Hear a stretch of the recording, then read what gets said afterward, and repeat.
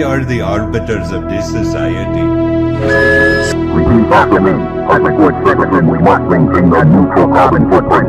Repeat after me. We must eat the bugs. Repeat after me. We must eat the bugs. This is a world that we create and manage. The people, they need to be controlled. We will give them truths, but only our truths. They are not to seek information anywhere else. It is my job to keep order. So what you saw didn't happen.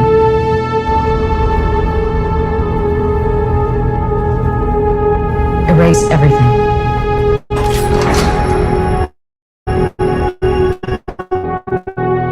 You a grunt? I used to be one.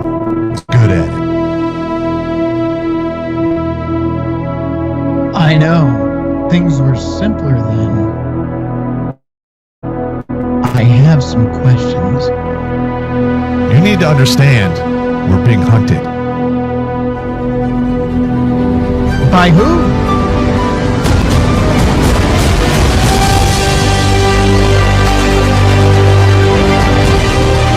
Bring him to me.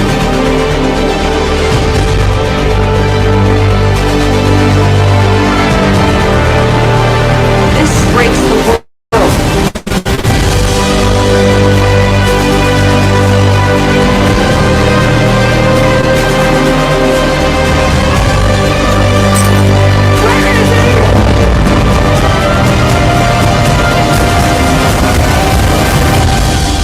Your story isn't over yet. There's still a page left.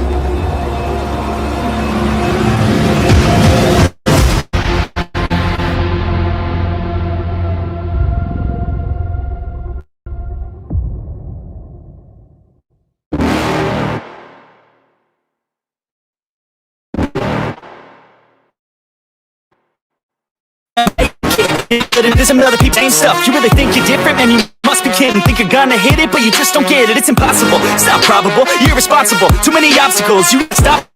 Yo, you got this though, you can't be a pro, don't waste your time no more. Who the fuck are you to tell me what to do? I don't give a damn if you say you disapprove. I'm gonna make my move, I'm gonna make it soon. And I'll do it cause it's what I wanna fucking do. Cause all these opinions and all decisions, they come in millions. They blocking your vision, but no, you can't listen. That shit is all fiction, cause you hold the power as long as you're driven.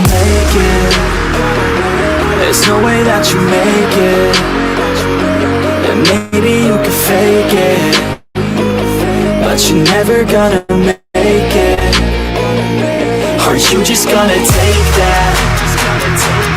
Make them take it all back. Don't tell me you believe that. Are you just gonna take that? Or will you fucking fight back?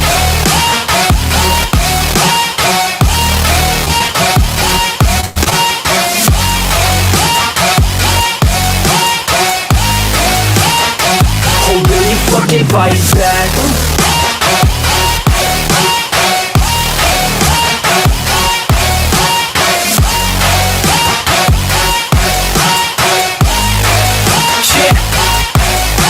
You ain't gonna make it, you ain't never ever gonna break it. You can never beat them and they're better than you face it. Thinking that they give a damn, you're not, think a straight kid. No, they don't give a damn, you got what I'm saying? I'm not fucking playing, I'll give it to you straight, man. There's too many others and you're not that great, man. Stop what you're saying, stop what you're making. Everybody here knows that you just faking. Nah, I don't wanna hear it anymore, I don't wanna hear it anymore. All these fucking thoughts, they are not what I need anymore. I'm about to shut the motherfucking door on all you poor ass haters with your heads in the clouds, talking out loud so proud. You better shut your mouth before I do more speak out. It's about to head south. Never gonna make it. There's no way that you make it. And maybe you could fake it, but you're never gonna make it. Are you just gonna take that? Make them take it all back. Don't tell me you believe that. Are you just gonna take that? Or will you fucking fight back?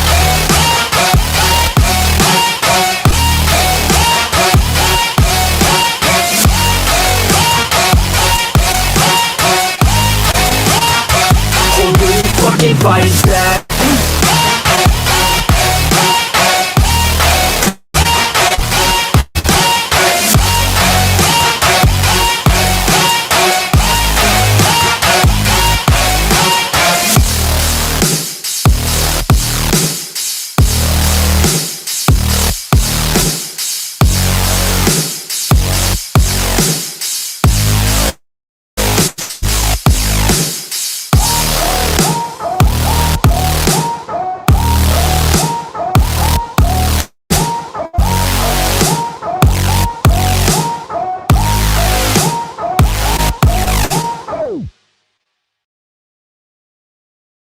All right.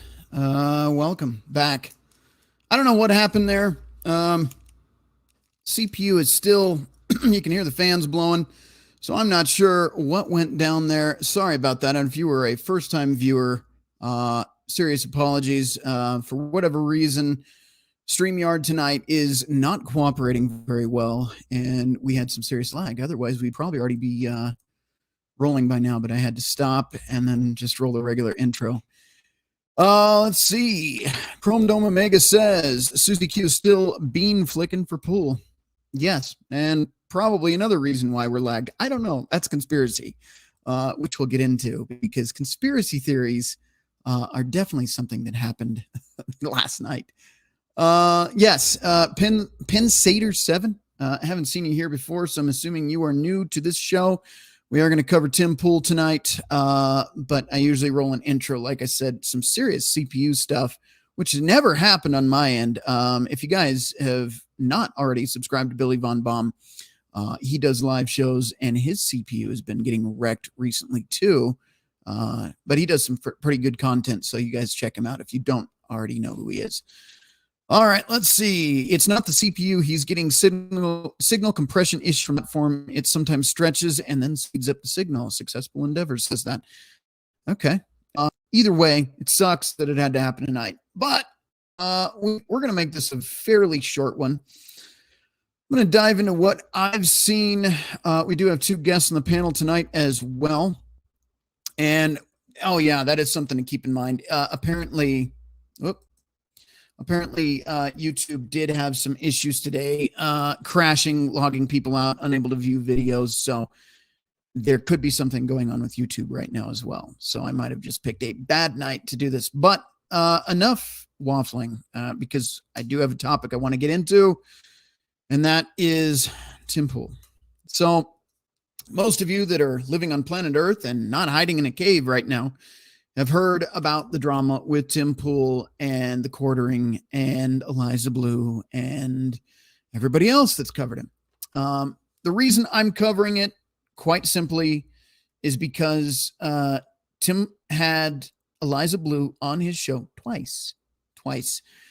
And she came out. Now, I'm not saying that I am an Andrew Tate fan. Okay, I want to make that clear.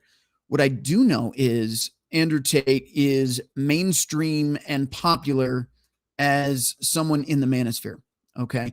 So regardless of my personal feelings on the guy, the general public sees him as the mascot, if you will. I'm not saying this. I'm just saying how it appears.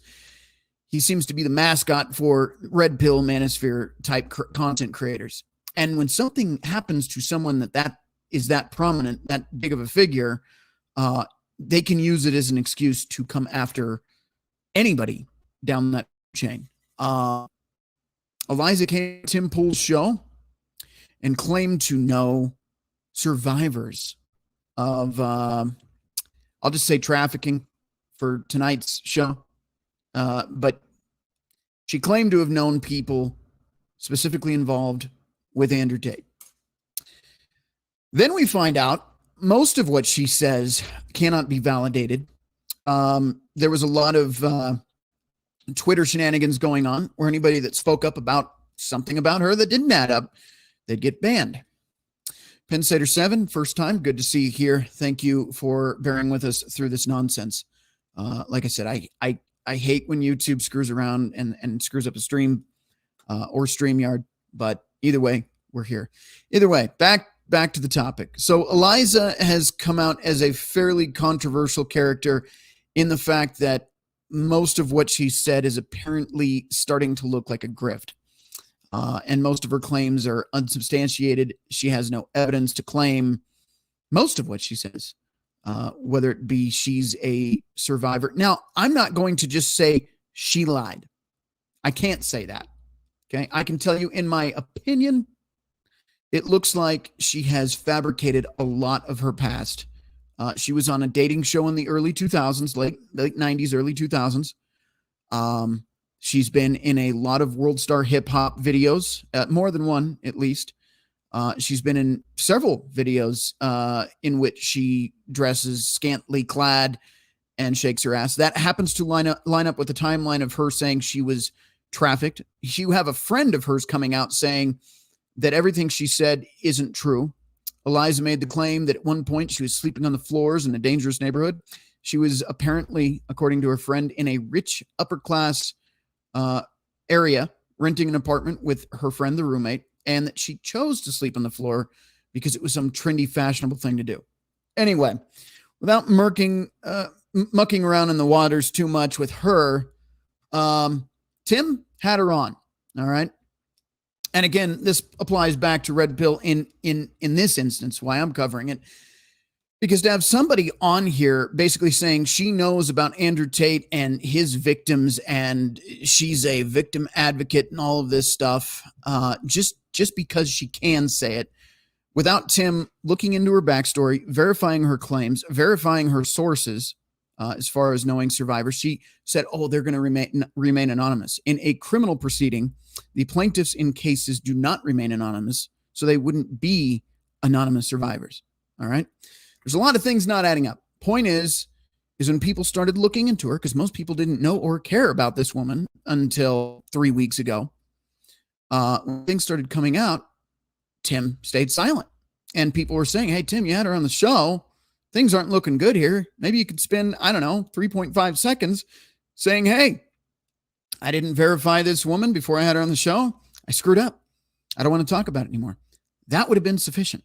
That's all I was asking for. And I'm not over here yelling in Tim Pool's ear. I don't know the guy. But I know that this is not the first time he's done this.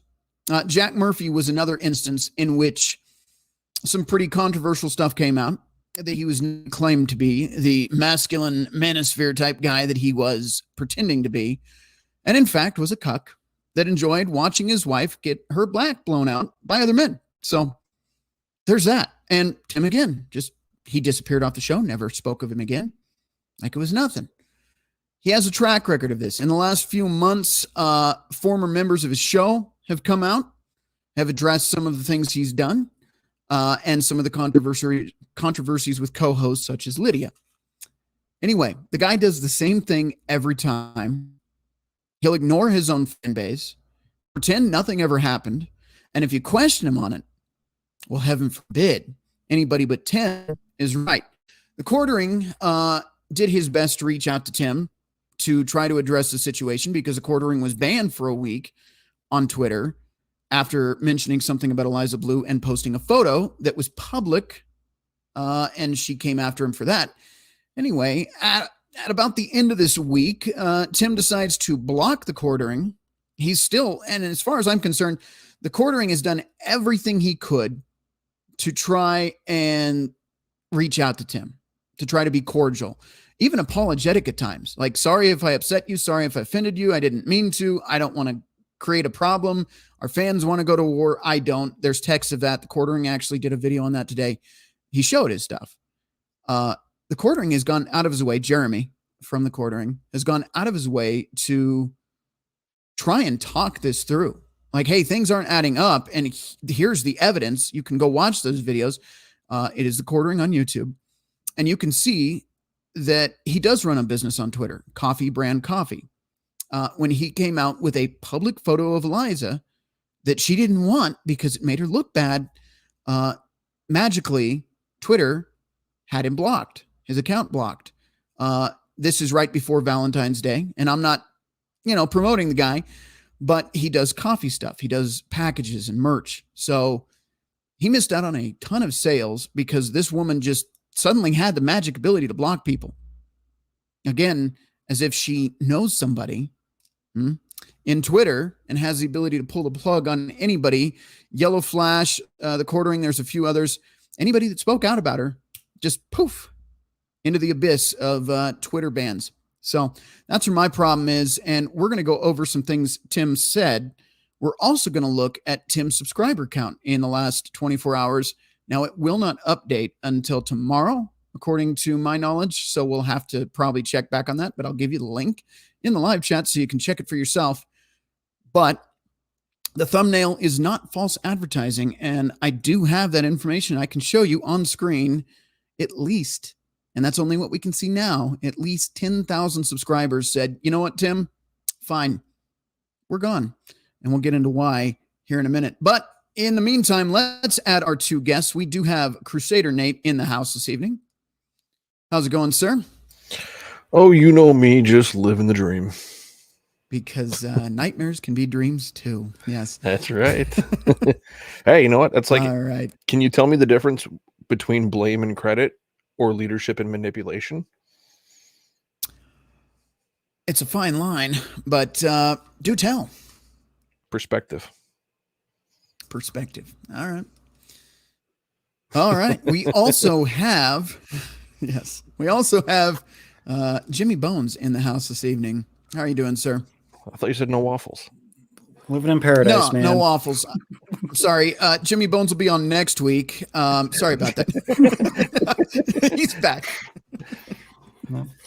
So I'm going to go ahead. Now that I've understood a little bit more of what's been said about this whole incident, because I've been completely fucking ignoring it completely because neither one of them a-holes will try to keep the curse to a minimum.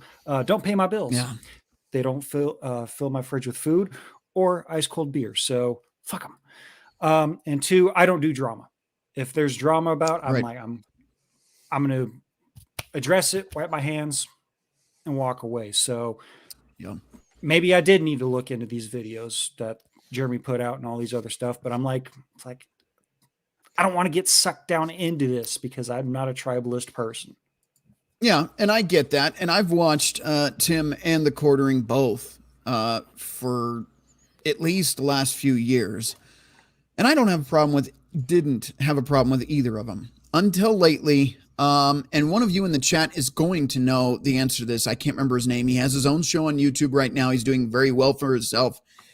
He was a co-host on the Tim Pool Show, and he recently came out with a few hour long expose on when went. Yeah, say that again. Adam Krigler. Yeah, that's it. Okay. Yep. He came out with his own statements on what happened during his time on the show. I'm just saying, look, normally I don't cover topics like this, but when you're going to a guy for news, information, and let's be honest, a bias, because everybody does have a bias. Yep. It'd be nice if things were a little bit more transparent, so to speak. And the more that's coming out about Tim, the more his actions in the video we're going to see here shortly, which I did not download in full screen and do the whole thing because I want you to see the live chat. I actually want you to see the live chat. And this will be a recording of that live chat in case that video vanishes, which I don't suspect Tim will do because, again, and this is my opinion, but Tim is always right. So he's going to see no fault in what he does. He's probably not going to take down his video. But the live chat had, I think at the time he had 33,000 viewers. The live chat from start to finish was full of unblock the Quartering, talk about Eliza Blue, on and on and on. And he went and told his audience of 33,000, which he usually has 48. And I've looked at the numbers. He's had a few. He's had 1 million views on something he did with Steven Crowder a couple weeks ago, talking about Crowder's deal with, who the fuck is it? With Daily Caller. The Daily Wire. Daily Wire. I always get those mixed up. Yeah. And so, I mean, he got a lot of views, 1.5 million views, if I remember correctly. I can look that up if you guys need me to verify on screen here. But he's usually between 30 and 50,000 views per show, which is still really good. I mean, look, we've got 19 people watching right now. We are on Rumble. We are on MGTOW. A lot of people are over there as well. I found that more than half my audience is actually on Rumble, so I'm not seeing the accurate numbers. And there's a reason for that, because YouTube does not like, anyone on their platform right now, unless you're pro. I'll leave that out of it tonight, especially for you first-time viewers. We're not going to get into all that, but here's the thing. I have seen a lot of things coming out lately between Jack Murphy and Adam and now this Eliza Blue thing that just makes Tim look like, I don't have a better word for it, kind of a jackass. An alleged relationship with a co-host while he was in a relationship with another woman. Again, alleged, but that's Adam's own words. Then you have the Jack Murphy cuck incident. I don't even think I can say that word on YouTube, but here we are. I've just said it twice now, so I guess we're there. And now the Eliza Grifter Blue. Okay. Eliza Cuts, Eliza Blue, Eliza North something. The name changes every year. So anyway, that already raises red flags. And I'm not here to cover Eliza so much as Tim, so we'll get into it so that I'm not waffling on too long. But let me read some of these chats first for you guys that do support this channel. Let's see. Chrome Dome Omega. God, Tim as a mascot for Red Pill. Disgusting thought. No. I don't think Tim will ever be a mascot for Red Pill because Tim can't stop sitting on a fence. That man will never get off the fence, even if the pole goes straight up his you-know-what. All right. Eliza Blue is a trafficker, says Successful Endeavors. Yes. Did you see the video in which Eliza was saying that as young as 12 could engage in adult activities as long as the community around that child agreed that it was okay? This woman is such a piece of shit. Yeah, I saw those posts on Twitter about that, but I didn't click on the links or watch the videos. Susan, again, are you going to be mad at me if I use the word pedo tonight? Because Eliza looks a lot like a pedo making statements like that. Sorry, Jimmy, but that shit pisses me off. All right. Moving on, Successful Endeavors. Elon Musk dropped her like a hot potato. Yeah, but Elon Musk has a problem of sticking things in like a hot potato that are crazy. We've had Amber Heard, and now we've had Eliza Blue. It's just weird that Elon seems to find his dick in crazy. Allegedly. I don't know. Can't confirm that, but... No, we can, I'm pretty sure we can confirm it. 3 strikes and you're out with, what's her name? Grimes. Oh, yeah. Yeah, look, yeah.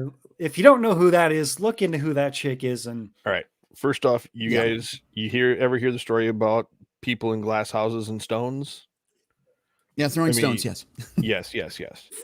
Let's, if Mr. Musk chooses to stick his peg in crazy, he's not the first or only one to have done that. Now, that being said, I have nothing against Elon other than if he was okay. Now, he threw under the bus, thank God. But if he was okay at one point with her calling the shots on who to ban on Twitter, that kind of rubs me the wrong way because that would mean he's doing exactly what he bought the platform to stop. Yeah. So I'm going to call that 1 strike, but there's still 2 remaining. So we're good to go. I can't say I agree with everything Elon says, but yes, we have all stuck our dick in crazy. Some more than others, and some have paid much higher costs than Elon. So I will say that is true. Right. All right. We have Zero Cool 577. $5 says she got passed around by some Chads and has considered it trafficking. There is some truth to that from what I'm hearing. So, all right. JLM says, my life was better when I was ignorant of her existence. Polska says, agreed, JLM. I think we all feel the same way. Yeah. All right. Yeah, Polska Bob, Jeremy has been extending an olive branch. Yes, the entire time. And that's the thing. Like, you don't want to do this. And these guys are talking before the show about tribalism. You don't want to get into that. But when you can watch the behavior of 2 different people and you can clearly see Jeremy going, hey, look, I don't want this drama. I am going to call out this chick because she's affecting my business. She banned me for a public screenshot photo of a video she chose to be on and called her mom saying she was excited about. That was World Star Hip Hop. That video has been removed because she cried about it. And on and on. But anyway, Jeremy was exposing some of her fucking, what is this?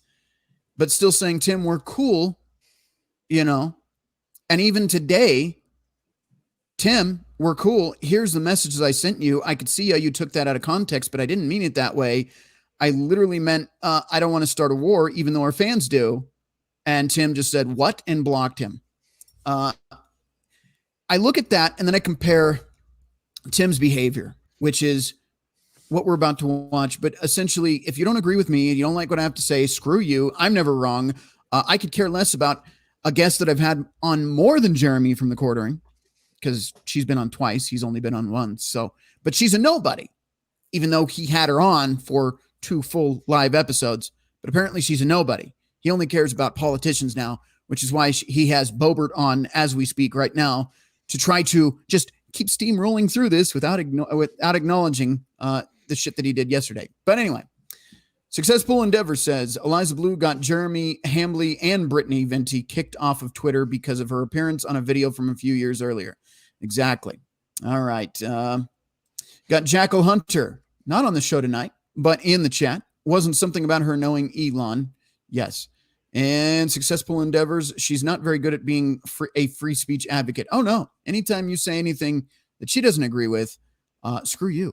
I'm going home and I'm banning your videos and your profiles with me. Zero Cool 557 thought she was dating Elon at some point. Again, I have to say allegedly, but would it shock me? No.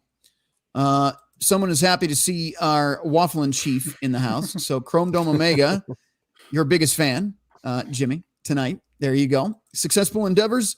It's chicken and waffles, not rhino and waffles. Hey, man, it depends on what country you're in. You know, it might be on the menu somewhere else. I don't know. All right, let's see. Sure Polska Bob, no waffle. Pretty sure What's rhino that? is an endangered rhino is an endangered species. So I wouldn't. That hasn't stopped those crazy sons of bitches. So just saying. Yeah. Just, true. No waffles. The entire channel is a waffle. Thank you, Polska Bob. Let's see. Chrome Dome Omega. It's easy if you can avoid the brain rot they both provide. Yeah. All right. And Successful Endeavors. Andy Kriegler, Adam, got screwed over by Tim. And yeah, Tim's chat does go fast, Polska Bob. You were right. Anyway, I don't want to read every single chat. I'm trying to get through most of yours, though. Again, Successful Endeavors. Eliza Morthland Blue. Her father is a former House representative from Illinois. Shocking. Yeah, she hasn't ever had a hard day in her life, but she is a victim. So, I just want to give my condolences to the awful drunk experiences she had consensually. Anyway, again, that's my opinion. MM4356 says, say torp and the rest makes torpedo. All right. Okay. And Slick South, take care, y'all. I'm out. Yep. I know you stopped by and your work schedule doesn't always agree. Anyway, on that note, we should get into the next part of this, which is Tim's own words. So this should be fun. And I did bring receipts about his subscribers. Don't you worry. But here is, let's see if I can divvy this up a little bit. The chat does go fast. We don't need to necessarily see the tops of their heads there, but we do need to see the chat for reference. So here we go. If you guys can hear it, let me know as well. Of 24-hour electricity coming out of that thing, and then that's it. Perfect. So there's actually a company called Jackery. You ever heard of that company? We start a little bit early because I want you to see the chat. So until it gets to Tim officially losing his mind, I'll let the chats play. I don't think Jackry. No, they're not cheap. They cost a little bit, but these things, they're these solar generators, these panels. And so I was curious how much electricity it would take to keep a freezer going. So you got a freezer full of meat and food and all this stuff. How much current does that draw? Wasn't necessarily sure. And a little 1,000 watt little solar Jackery, plugged it in to the freezer, and it ran that freezer for 16 hours. That's it. I just bought. You can even see Jack Murphy, Tim the Tool. I'm not getting into this for this, but you can see a lot of these chats. The Jackery. That's one I got 3 days ago. That's one you got? Yeah. We got it. We pretty good. Yeah. We got to go to Super Chats. We're a little bit behind. So if you and here we go. haven't already, would you kindly smash that like button, subscribe to this channel, share this show with your friends, become a member. I'm going to scroll up a little bit. This is where we get him. I want the screen to be divided there just enough so you can see both coming in at the same time here. At timcast.com if you want to support our work directly. In the chats, there was something ratio cast right there. Don't know if you can see that on screen. But yeah, 33,000 people. I think 13,000 dislikes on this episode. So anyway, let's continue. you will not only get access to the uncensored members only shows that we have this huge library of, but we're having an uncensored show coming up tonight about 11 p.m. You don't want to miss it. Should be a lot of fun. And we're launching this coffee shop. We got a crew that's coming in to do the planning work. They've apparently mapped everything out. Ian's Crystal Cove. Oh gosh, I got some ideas. Yeah, they've gone over the concept. It's going to be a mezzanine hangout. You go up the stairs, you can hang out in Ian's Crystal Cove, and we're really, really excited for this, creating a physical space for people to come together, share ideas. But let's read your super chats. All right, let's. What do we got here? We'll try and get some good ones. Steven says, John, I'm friends with Rhonda Drake, stepdaughter of Sonny Curtis. She has a venue in Franklin, North Carolina, named after Sonny. If show up some Friday night. I'm not sure what he was trying to say. Maybe if you want to show up. Oh, if you want to show up some Friday night, maybe typo. Very cool. Well, there you go. Sonny Curtis, a legend. All right. Yeah. Looks like we got some lot of drama comments. Let's start reading them. Jimbo says so. Here's the first thing. When people are asking him to address a guest on his show, he walks that back and minimizes it. Actually, I would call that deflection. Oh, it's just drama. It's drama. Last I checked, you did have her on her show twice, and most of these chats are just asking you to say something. Just saying.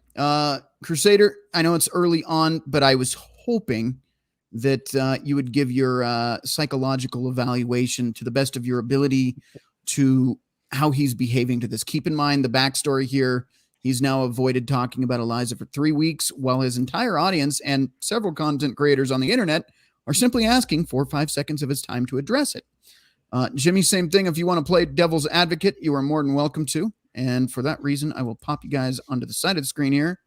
But anytime you want me to pause, just say so. But let's break down the first thing, him talking about it, drama comments. Your thoughts there, either one of you. Oh, you want to go ahead, Jimmy?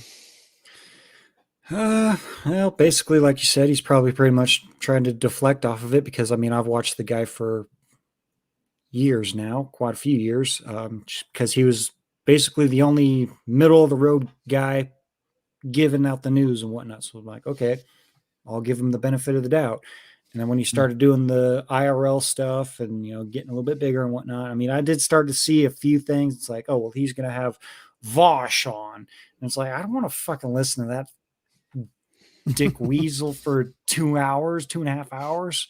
Because all he's going to do is contradict him and say all this fucking stupid shit, blah, blah, blah. I don't want to hear it.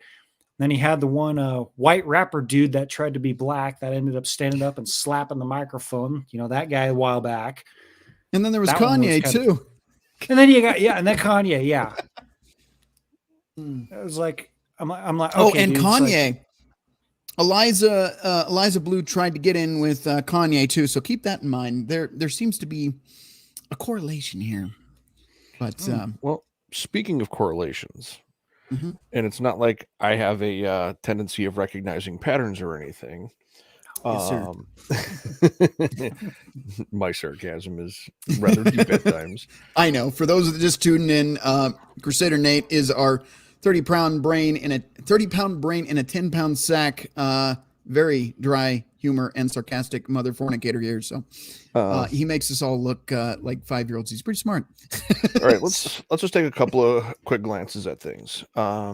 Anybody who has followed Tim Pool for any length of time understands that he's been playing around with his algorithms, what he posts, when he posts, how much he posts. He's repeatedly stated how primarily YouTubers get paid based on advertising on their channels. Yeah. He said they make around 30% of what the ad companies pay YouTube. Now, he's been bringing on firebrands. He's been bringing on a lot of people who draw a lot of attention, a lot of controversy, and a lot of different things. What's happening is he is now seeing a spike in viewers in certain videos where we've had certain people on, which increases the ad revenue for his channel. Right. You can trace the dollars on this. I will never accuse Tim Pool of not being a hard worker. As much as I'm starting to see him as a self-absorbed son of a bee, I cannot say that he is not driven, ambitious, and hardworking. That'll never be something you hear from me. That man has definitely set the mold on how to become successful on this platform. The amount of money he makes a month is ridiculous. So yeah, and based and on his numbers, I'm not going to deny that. Has he done and said a few things, and has he ruffled some feathers over with Suzy Q? Yeah, he has. But that's what drives the number of people, and that's what drives his views. I mean, Yeah. he brought on Alex. I don't want to say his last name because I don't want he was in the show earlier. right. He's brought on Marjorie Taylor Greene. He's brought on a bunch of different people that will inflame those on the left. He has brought on other people that will inflame those that are on the right. He's trying to play in the middle, and he's probably looking and watching his analytics and seeing what things he can do, quote unquote, safely that are going to spike the most number of views. Well, and see, he's not trying. He's not trying to play in the middle. He is effective at being in the middle intentionally. Exactly. That's exactly the point. What he's trying to do is he's looking to manipulate algorithmic swings on both sides to draw as many people as he can into his content. Doing what he did with this other said individual. Their backstory doesn't add up. Bringing this person on didn't necessarily help him. What it did is it rekindled a bunch of previous drama just with different people. Now, if let's say John Smith and John Doe are two different feuding YouTubers, and they're telling their fans to go and troll the other channel, and what that's just going to do is just the AI that monitors the algorithms doesn't monitor who's doing what for how long and who else they follow and they track. All they're showing is just numbers of views that roll in. And, channel 100 dumb. Any attention is good attention. Any publicity is good publicity. And if you look at it, he's being paid by the number of eyes that see it and the number of ads that are monetized. It's simple. Now, I'm going to argue your point there. Any publicity is not good publicity. And there is one type of publicity on YouTube, on Rumble, on Odyssey, MGTOW.tv, wherever you're watching. There is one bit of publicity that will destroy your brand. And that is the point of this video tonight, attacking your own fan base. Agreed. That is not good publicity. Yeah, that's professional suicide. But when you look at it, the amount of money in repeated views, I mean, if you just look at the dollars and the cents of it without taking it into context, the number of views, if you're basically being paid by the number of eyeballs that view your content, you make more money by more people seeing you, good, bad, or indifferent. Right.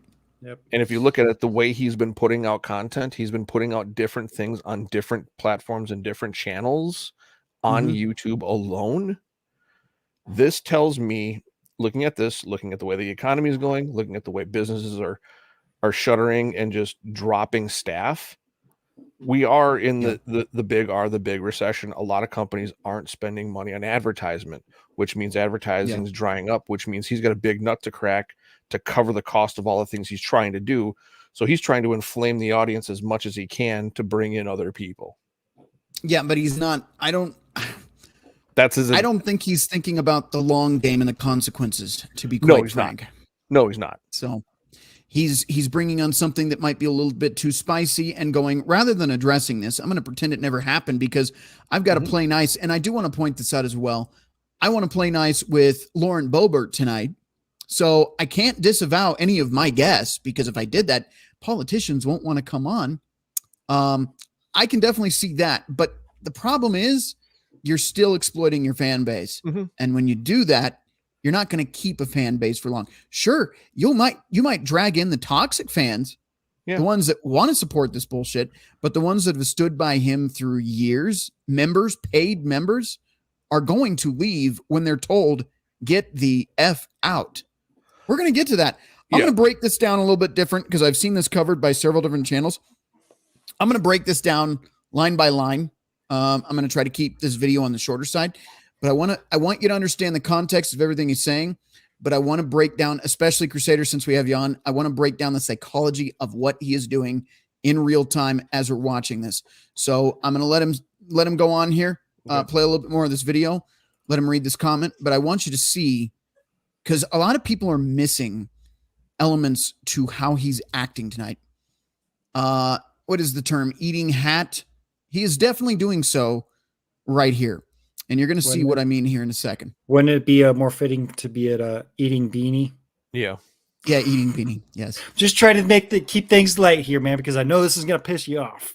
I know it pisses you off. Oh, I got pissed off pre-game before we started the live show. I had a chance to cool down.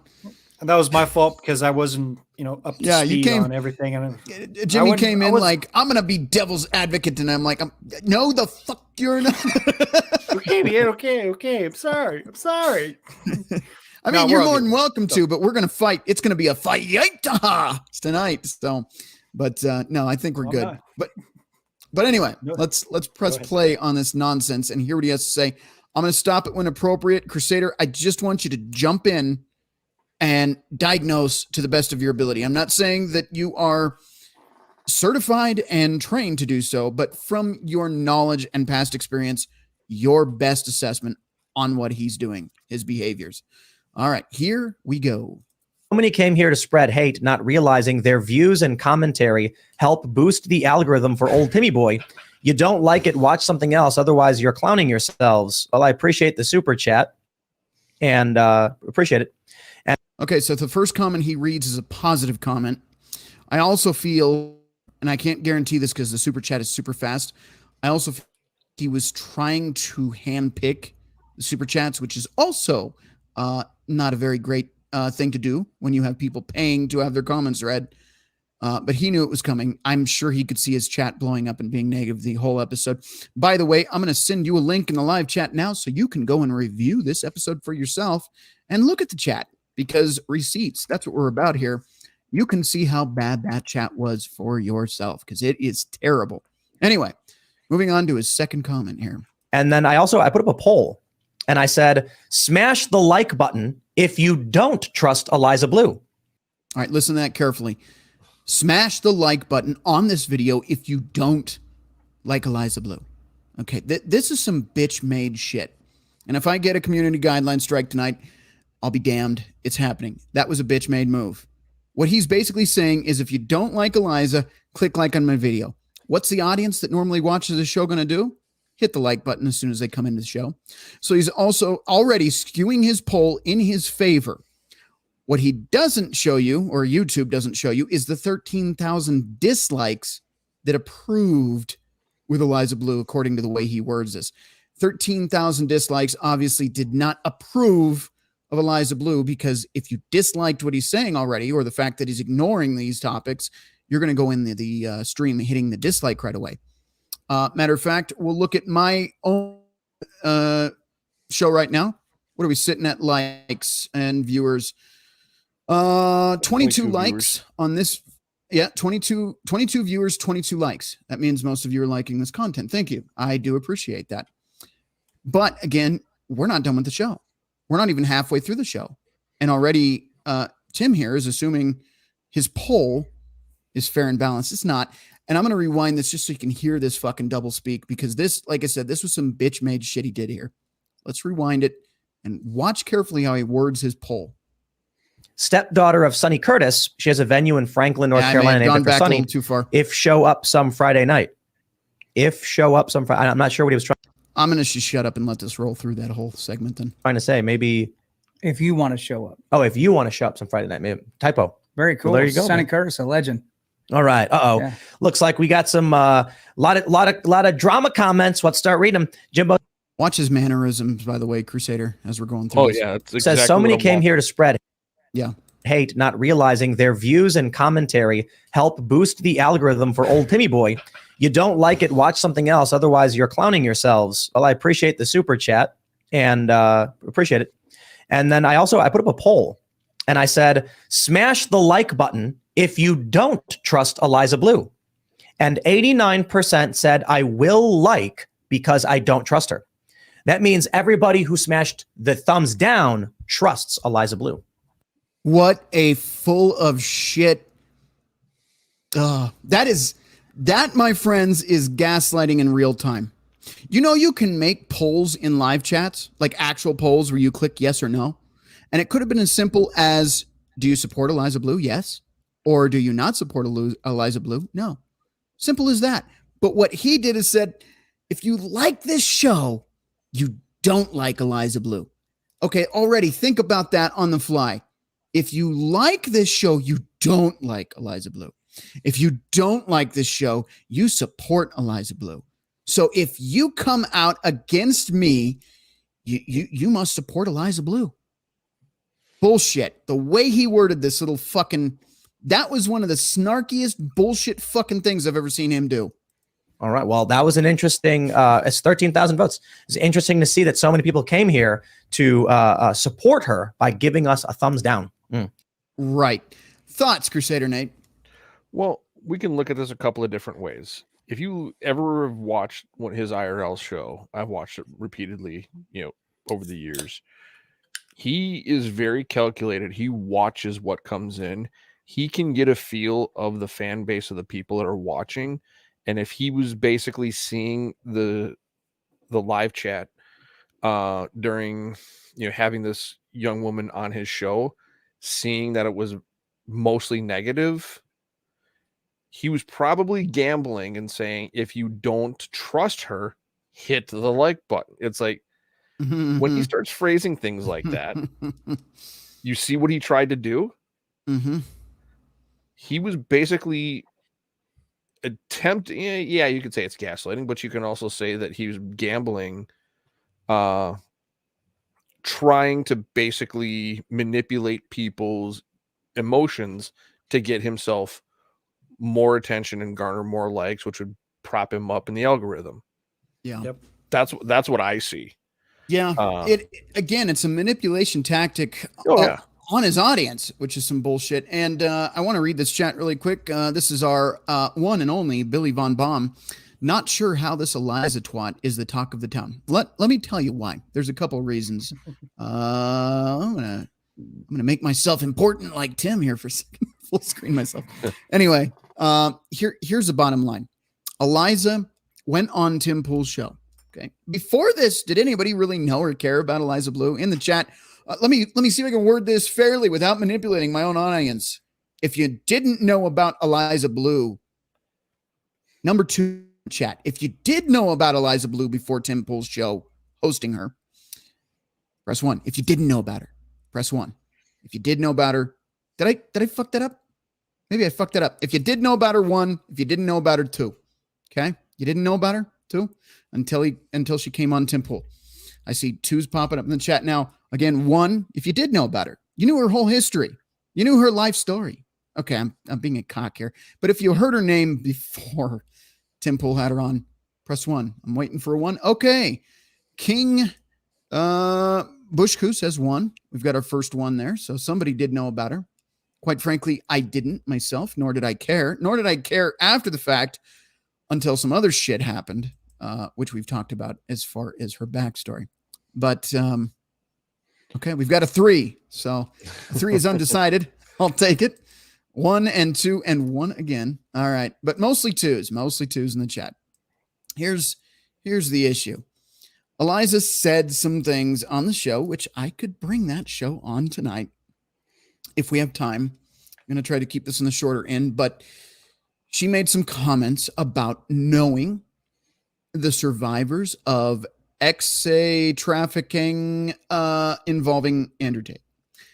That caught my attention immediately because he had just been arrested a week or 2 prior to being on his show, Tim Pool's show.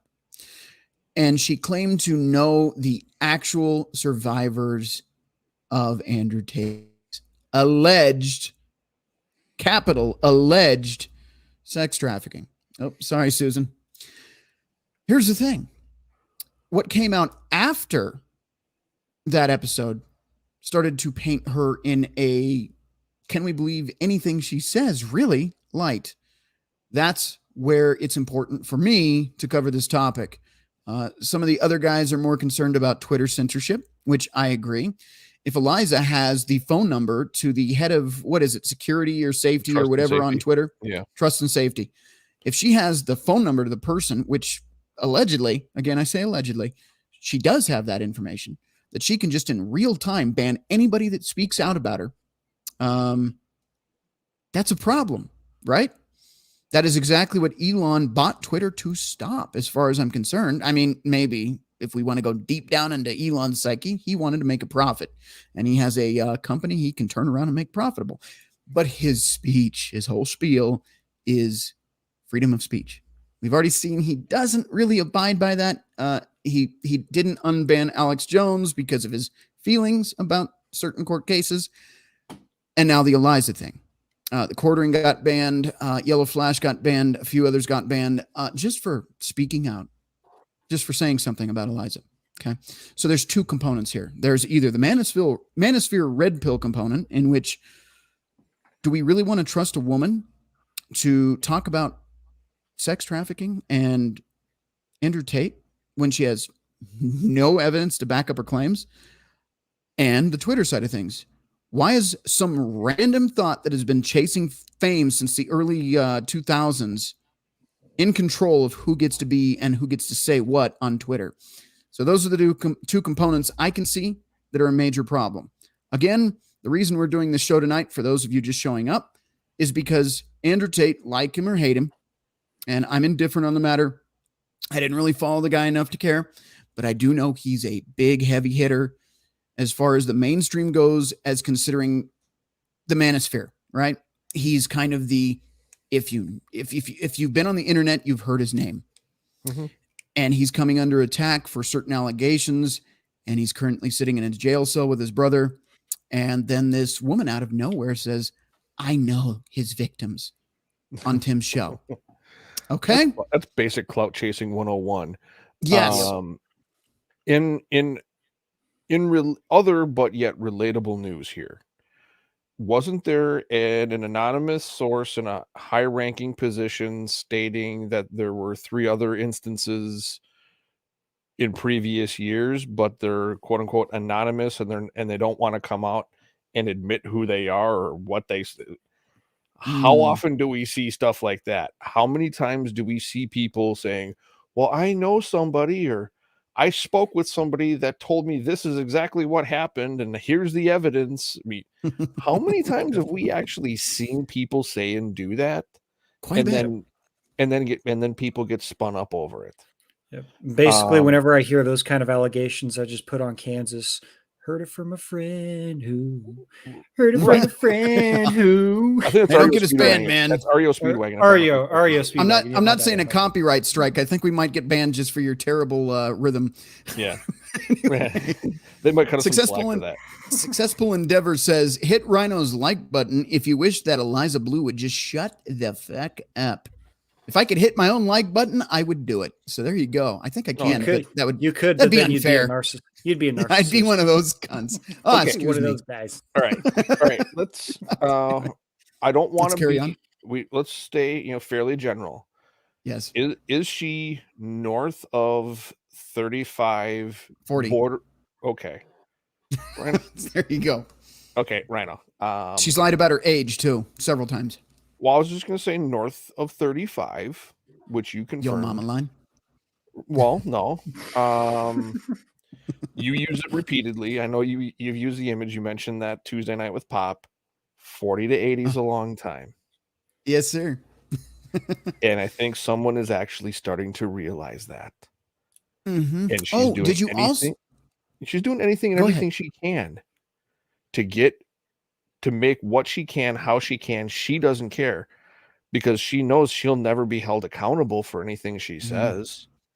Now, keep that in mind as well. Yeah. She has gone from talking, how do I put this politely? Talking not white in phone conversations to suddenly being a conservative woman. Mm-hmm. Mm-hmm. Interesting how we can go from in the ghetto to now I'm a conservative. All right. Shaking her ass and twerking on videos, showing her ass over and over again. Oh, and doing spicy content, by the way. She has her own form of OnlyFans, by the way. So if you guys are really desperate to see Eliza Blue's titties, it's out there because she does that too. But she's conservative. Keep that in mind. And she dresses like a Beetlejuice character on Tim's show. So, well, she is from Chicago. Yeah. Chicago tells you. Yeah. Something about Lightfoot. Anyway, the Beetlejuice content. We will carry the fuck on. I'm sure YouTube has already said not only are you not monetized, but you're in jail for another week. So, but it was worth doing this episode. So, you guys watching, thank you for joining. Much appreciated.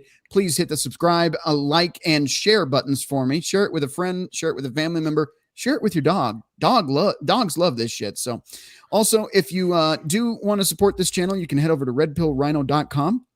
There are links in that website to donate if you would be so willing to do so, and I appreciate your support. Anyway, we're going to move on and get back into Tim's nonsense. Yes, Jimmy has the official Red Pill Rhino koozie, so you too also, can have cold beer with Red Pill Rhino.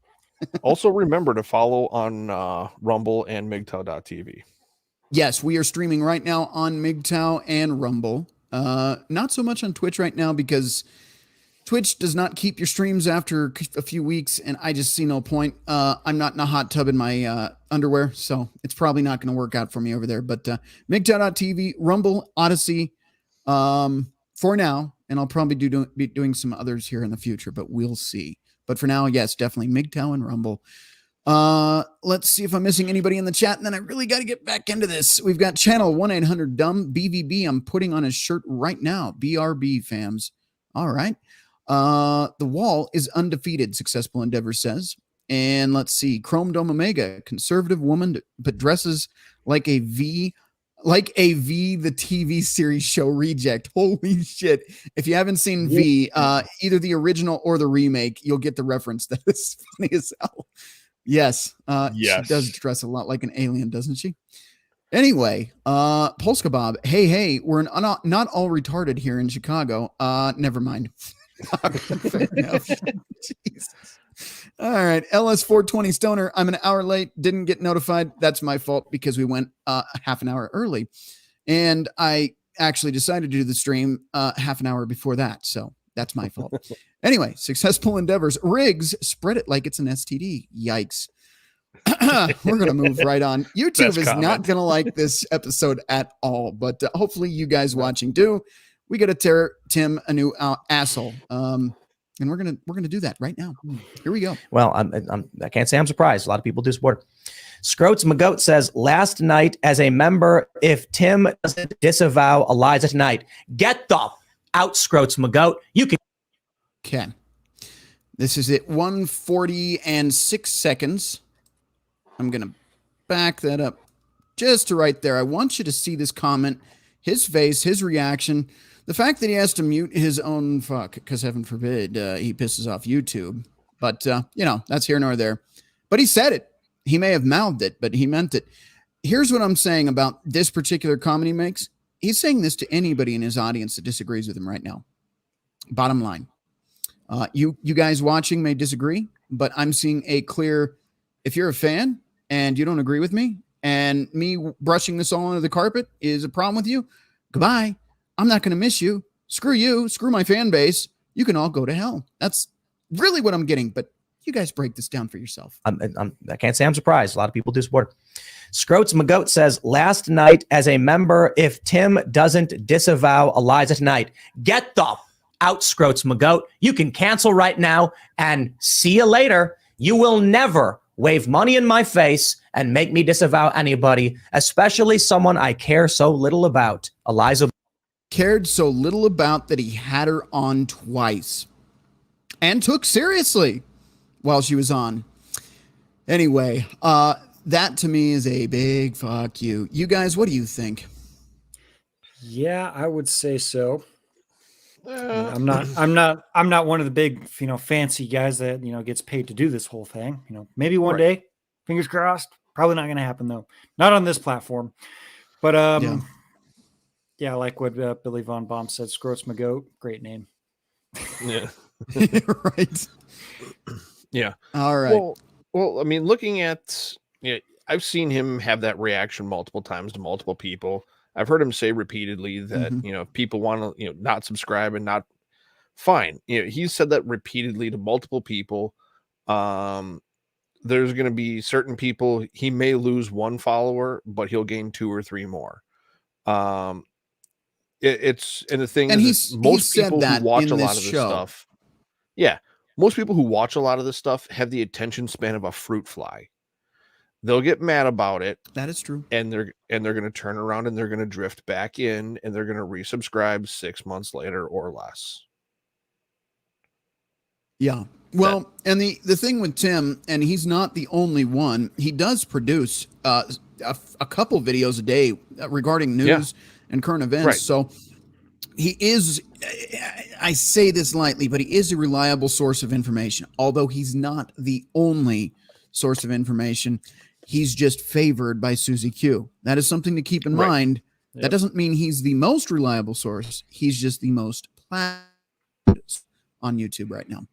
All right. Yeah. So, any other thoughts about that, gentlemen, before we carry on? We're going to replay that statement and then get into his next statement here. I'd say we can move on. I mean, we've seen it a couple of times. All right. Moving forward. I can't say I'm surprised. A lot of people do support her. Scroats McGoat says, last night as a member, if Tim doesn't disavow Eliza tonight, get the out, Scroats McGoat. You can cancel right now and see you later. You will never wave money in my face and make me disavow anybody, especially someone I care so little about, Eliza Blue. She's been on the show 2 times. If you're going to cancel because I won't do what you say, you shouldn't have been here in the first place. Bye-bye. Don't let the door hit your ass on the way out. I'm clearly seeing his distress. It looks like, and again, I'm not the psychology professor here, but to me, the heat is on, and he is not dealing well under pressure. That is for sure. Oh, no, he's not. And I bet you any money, if said young lady, I'm trying to keep the language a little nicer for your. You're the only one. Well, would you expect anything less of me? Well, you're cordial. I'm an asshole. So yeah. Well, if I can be an ass if need be. I bet you any money if he has no clue how little or how much pull she has with said individuals in any positions of power or influence. I mean, he's looking at protecting his brand because he's got so many things, so many irons in the fire, so many different things going on right now that imagine if the left cancel culture came after Tim. Yeah. And if she's tied in with the people who could do that, she could destroy everything he's worked for. Yeah. Well, and I had probably just, would he rather lose 1,000 or 10,000 or 20,000 subscribers and gain half of them back in 6 months and placate and keep him off of her radar? Like you said, she's tried to do this to how many different people? She's gone after different video game platforms and music producers and social media networks.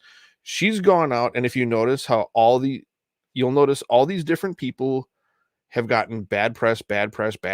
All their stuff has been, ratioed. All this stuff has happened, and then all of a sudden, she just happens to appear in their radar and in their recent communication, so to speak. Yeah. Yep. She may be doing the same thing to Tim.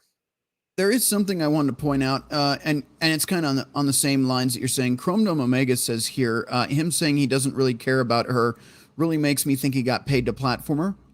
The opposite of what Jimmy came in here before the show saying that Tim was saying there was a PR firm, and that's just bottom line the truth. But Jimmy has not been paying attention like I have, because this has been, a guilty pleasure of mine is following Tim being a cocksucker the last week. But, well, there are, I bet you it wouldn't surprise me, number one, with looking at everything, like I said before, all the stuff he's got going on. If he were approached by a PR firm and said, hey, we have this individual, we want to get them on, we want to get them, some brand and name recognition, that, I mean, if they're going to pay him, let's say 10K or 50K to bring one person on for one show, that wouldn't surprise me one bit. Number one. Number two, if she's affiliated with former political individuals, her dad, right? Yeah. They would have the money to be able to, quote unquote, set her up to become somebody famous just for being famous, like other people we know. Although I think she's making such a clown of herself, her dad's probably distancing himself. But let me float a heavy conspiracy. And when I say this, I'm going to go full screen so you can understand. I'm saying conspiracy, theory, allegedly, and opinion. I'm covering all my bases here. Adam Krigler mentioned that there may have been some shagnanigans with Lydia while she was on the show, while Tim was in a relationship. That claim has been denied. I can't say what happened, but here's another theory, and this may make me look like a fool, but what if there was some shagnanigans with Eliza and he's just choosing to not talk about it because she could always come out and expose him for something or blackmail him? Again, theory. There is no evidence of this. It's just something to ponder. That's all, okay? So I don't want you to think that I'm saying that's a fact, but would it surprise me? Not with some of the other stories I'm hearing. Not really. But again, Tim went all like Tim went all 50 Shades of Blue, so to speak. 50 Shades of Blue waffles. Yeah. Right. Exactly. Hey, man. Right. But I mean, is it possible? Yes. Just about anything is possible. Is it probable? I don't know. People do pretty stupid things. Yeah. On that note, I am going to go over to MGTOW, see if I can see the chat, because I'm having a problem with MGTOW in general right now. Got to talk to Amir, but I will read the chat in between all the other things on the chat. Let's see. This is updated. Golf ball cannon. I have no clue what you're talking about, Mando. Okay. And Mando says, what do you all think of the current Harry Twatter controversy? Well, that is a topic for Friday's show. We can talk about that then, but I'm not even a big Harry Potter fan, and I might just buy the game just to support. I pre-ordered it today. Leftists lose their mind. All right, and Mile High Ronin, Scroats07, my speller is broken. Okay. All right, and then Billy just showing his fun times over there. So if you want to check that out, that is all I'm seeing right now. And wanted to give you guys a heads up. Yes, we are aware of the MGTOW chats on Pop Show last night. There was a certain waffling friend of mine that may have been in charge of that, and we totally spaced. And it's my fault, too, because I didn't even think about it. He's listing off the chats, and I'm like, I should have paid attention. Is MGTOW coming in? But we're aware right after the show that we fucked that. Yeah, that was very much aware, and I take full responsibility of that. So if anybody here was on the show Tuesday and we missed your chats, I do humbly apologize. It completely fucking left my brain. Blake said, I got in contact with Blake. He said before the show even starts, they're going to read off the super chats and all that. So apologies. I promise it'll never happen again next time. By the way, Crusader or one of the moderators, any of you guys, whoever's got the fastest trigger finger there, if you could drop a link to Pop's channels on YouTube, MGTOW, Rumble, wherever you guys have links to them. We were on their show last night. Big shout out to Redonkulous. So if you haven't subscribed over there, please do. They do awesome stuff. And those guys have been kicking ass for over 10 years now. So, yeah, I've been following Pop over 10 years. Yeah, Terrence Pop and Blake, go give them a like, a subscribe, and watch their content. It's good stuff. Lots of intellectual stuff over there too. So if you're learning to or wanting to learn about more red pill type stuff and you haven't already, perfect channel for you guys. All right, moving right along. Something about pancakes. Billy said he made pancakes. All right, and successful endeavors. Jimmy's Waffle World got your orders wrong. That's right. No, they just didn't get made. Oh, God. Sorry. Chrome Dome Omega says three-way between Tim Blue and Cassandra Fairbanks. They're passing him around like a 2-bit garden tool. Good God. Wow. And from way out in left field. I was going to say, where's the thug life when we need it? Yeah, I don't have the thug life here, but yeah. All right. Thank you, Success Bull, for posting the link. If you guys are watching live or watching after, go to live chat 24 hours after the show is live, and you can find the link to Redonkulous. So there you go. Looks like Polska's got a link there as well. So awesome. Okay, we need to get back into this so we can cover this ground and be done with it. But let's see. And we're at the hour mark. Do you guys want a break or do you want to carry on? What are you guys thinking on the panel? Just push through it, man. Pushing through. All right. Push through, man. Then we will press play here. All right, what else do we got? DJ Zeno says unsubbed on members only after over a year. Here's $5 FU for, I'm pretty bummed. Thought you stood against censorship. Hope you change. See you later. Yeah, that's the thing. So these aren't just subscribers on YouTube. These are his members, his paid monthly members that are saying, screw you, we're done. Because Tim, the other day, and I wish I had clips. I really wish I had clips, but this was a last minute, kind of hot off the presses episode. Tim had said just a couple weeks ago that he frowned upon, and I'm paraphrasing, anybody that wouldn't stand up against bullshit in public.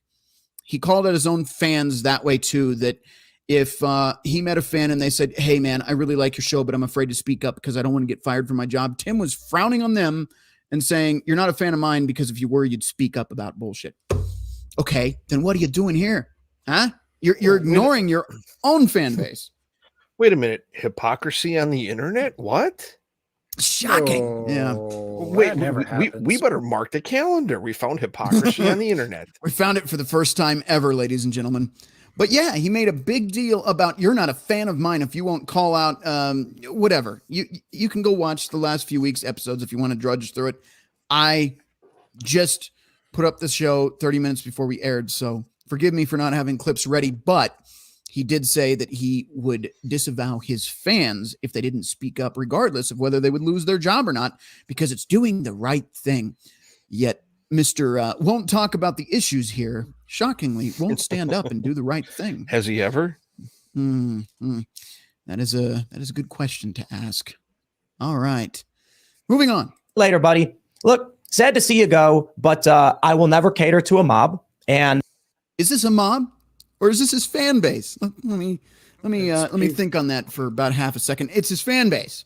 It's not a fucking mob. Wow. It's the people that looked up to you, Tim, to tell the truth about things and not brush things under the rug. Like I said earlier, what's the difference between leadership and manipulation? Mm-hmm. Yes, sir. Subbed on members only after over a year. Here's $5 FU for, I'm pretty bummed. Thought. And yes, I am rewinding just so you can get it without me blabbering. You stood against censorship. Hope you change. See you later, buddy. Look, sad to see you go, but I will never cater to a mob. And that's it. And the chat. Oh my God, the chat.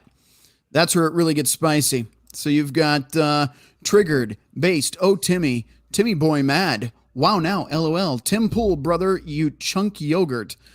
Tim is losing it. Triggered, Simpcast, I don't trust her, and Tim Pool is a shill. Timcast, IRL. So there's a strong arm. There's one person supporting him. LMAO, that's it, folks. J-Star, one of his viewers, bye. Tim Pool is a grifter. Free speech, LMAO. Tim Pissy. People laughing, and on and on and on. Unblock the quartering, unblock the quartering, unblock the quartering. Fraud, Eliza Blue is a fraud. Yeah, I'm done with Jeremy, so it's fair. So somebody's actually against Jeremy. Fine. He just breezed right past it, and this goes on and on and on. Cowardcast, IRL, Cringecast. Tim, you have always been a pure soy. This is his fan base. If my chat, you guys watching here now, were that pissed at me, I would have to stop the show, I shit you not, and reevaluate my life because I had fucked up severely. I'm serious. There's no way I could keep doing a show with you guys that pissed at me. Not because I'd be afraid to finish the topic, because quite frankly, what's the point of continuing on when I fucked up that bad? Let me take a break, come back and say, hey guys, you were obviously pissed. I obviously screwed around. I fucked around and found out, and I want to set this right. Are we going to get that? No, we got Lauren Boebert though. So that's cool. At least we're going to bring on the heavy hitters. I'm from Colorado. So in Colorado, heavy hitters, yeah, Boebert, they talk a lot, but what's going to get done? Not a whole Boebert lot. may be on the right, but is she right about most things she says? I don't know. most politicians, left or right, are all sellouts to me at this point. So, anyway, always have been, always will be. Yeah, but anyway, we'll continue because this isn't about Bobert. This is about Tim. Story.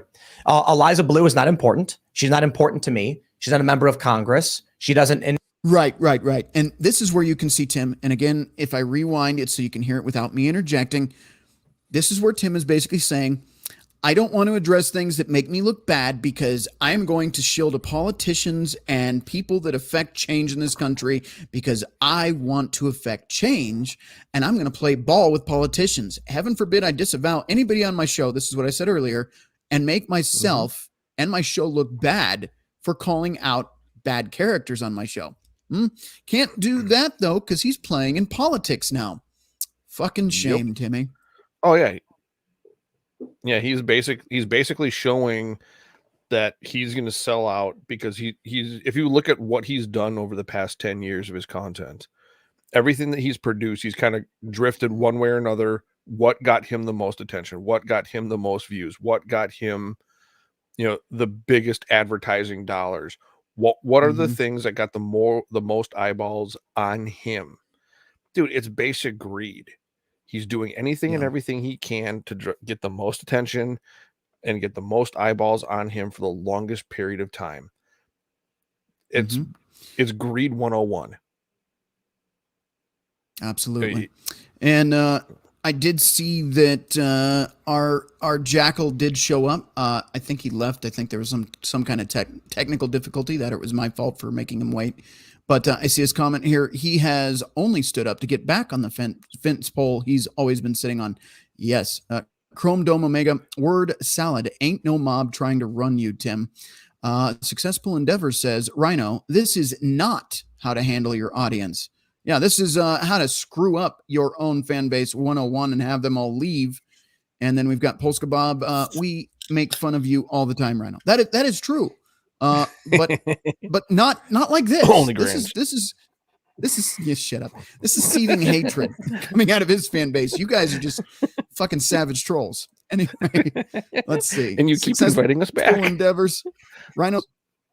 Rhinos have a lot thicker skin than a beanie weasel. Well, yeah, and like I said, I hope that I never get you guys so stirred up and pissed off at me that I even have to ever deal with this shit.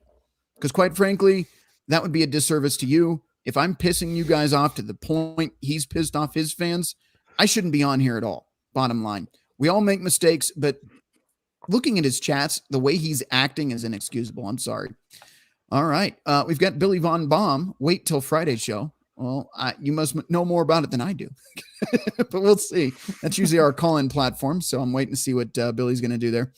And then we've got Angler Senior, Fence Rider, Grifter. Yes, sir. Polska Bob, LMAO, Nate. Yeah. Always granny jokes. Thank you, guys. Love you so much for that. All right. We're going to move on with Tim here because this isn't about me either. Done members only after over a year. Here's $5 FU for, I'm pretty bummed. Thought you stood against censorship. Hope you change. See you later, buddy. He doesn't address that at all. That's what really pisses me off because, like I said, a few weeks ago, he's telling his fans that if he met them and they refused to stand up for the truth because it might cost them their job, then they're not fans of his and shouldn't be on the show watching his stuff anyway. Okay. That's some bullshit to say there. But then this guy says, I thought you stood up for, anti-censorship stuff. And I thought you were about that. Now look, watch. He does not respond to that. Look, sad to see you go, but I will never cater to a mob. And that's it. End of story. Eliza Blue is not important. She's not important to me. She's not a member of Congress. She doesn't enact policy. She is a low tier internet personality that for some reason people are desperately obsessed with. And I live. But yet you platformed her not once, but twice. So yeah, he threw a couple of logs onto that fire and fanned the flames a little bit. And so he's got to take some responsibility for it.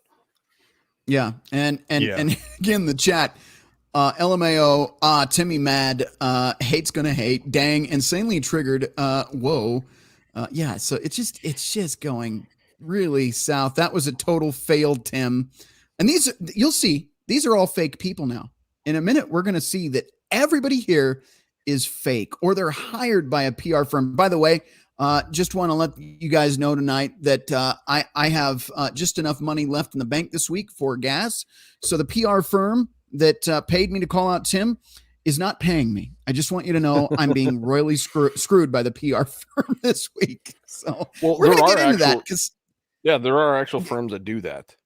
Yeah, but okay, let me explain something to you. A PR firm is going to keep somebody in the headlines, to keep them in the headlines, to raise their popularity. There is nothing Eliza Blue has said or done in the last few weeks, especially with all these comments, that are going to keep her relevant. This is something where she fucked up. She lied, allegedly, a lot. And she's going to disappear out of the mainstream and go tuck tail eventually. There is no PR firm that would bring her out in a negative light over and over and over again and expect this to go well. Okay. Now, there are examples, the National Enquirer, crap like that, where drama sells. Yeah. But in this case, the drama is she pretended to be a victim of trafficking, pretended to help victims of trafficking, and has been grifting on said lie. Yeah. That is not a good look for anyone to try to platform on. No, that and you put the cherry on top of underage children can consent if the village likes, looks the other way or says, "Oh no, that's fine." That's pretty much the cherry on top of the shit sundae that is this woman. Yeah, but there are also firms. Like you said, there are firms that will actually boost people's names in algorithms. There are also firms that do everything they can to tank people's names. Fair, but you'll see what he's suggesting here. My issue is, did he? Are there 13,000 bots commenting on Tim's show right now? I don't think so. I'm aware it can happen, but his numbers are natural. If there were bots in his chat, his numbers would be boosted way higher than the number of views he got for this show. This is his audience watching right now. You can tell if you look at the show tonight, if you look at the show before this one, if you look at the show before that one, anything besides Crowder, because Crowder is fucking Crowder. He's going to draw an audience. Tim is insulting his own audience, calling them bots, and there's no evidence, even in his own numbers on his show, to indicate bots are in his chat. So, yeah. But the one thing that I find very odd, though, is with the whole dispute between the quartering and Tim, this whole little internet drama BS that's going on. Was it a couple months ago? Weren't the two of them, working together side by side about the whole swatting scenario and situation? Yes. They had one interaction, one encounter, and they were the best of friends. And now all of a sudden, this one individual arrives in the mix and tanks everything. See, and the funny thing is, I watched Tim's output today. Like it or not, hate it or not, I don't care. Tim admits that him and Jeremy were never friends. They were cordial and friendly, but never friends. Yeah, Jeremy implies the same. Yeah, I mean, Jeremy is kind of an asshole. And he does do the clickbait thing and whatnot, but that's his shtick. Yeah, but Jeremy is looking really damn good right now. Let me tell you my perspective of events, and I follow these guys. What you guys don't understand is when I'm not being a celebrity on the internet, if you can call me that, I am just some fucking guy with a job. And my job entails driving 250 miles a day. And in that 250 miles, I listen to all of this stuff. I just take it all in. So I have seen and heard everything Jeremy and Tim have been saying the last few weeks, following this closely. Jeremy, here's the series of events I've heard. Tim has Eliza on. Everybody that's Red Pill aware that watched that show probably went the same way I did. What the fuck? This is bullshit. She said survivor more times in that episode than I've said fuck or cunt tonight. Right? And that's saying something, because I try hard to get demonetized, even though I'm not monetized yet. But I'm trying hard to stay that way. point is she said Survivor every other word, and I'm like, I've been in some pretty sketchy relationships, and I've known some pretty sketchy women in my life because we've all been in crazy. And this chick sounds like the crocodile tears women that walk off laughing because they got away with their lies. That's what it sounded like to me from the second she opened her mouth. She's one of those. All right. Now call that a spidey sense, but I've been around crazy long enough to know it the second I see it. And that bitch is crazy.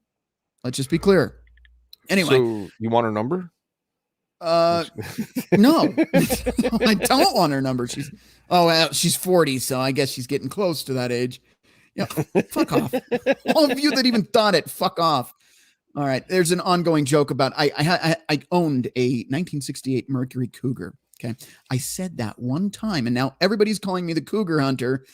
So help me God. I don't think I'll ever shake it, but Blake's captain of the gay cruise. So I think I'd rather be the captain of the gay cruise than the Cougar Hunter, to be honest. I mean, at least the flamboyant captain seems to be embracing it. Me and the deep fake OnlyFans girls that are like 80 now, I'm not really feeling that so much.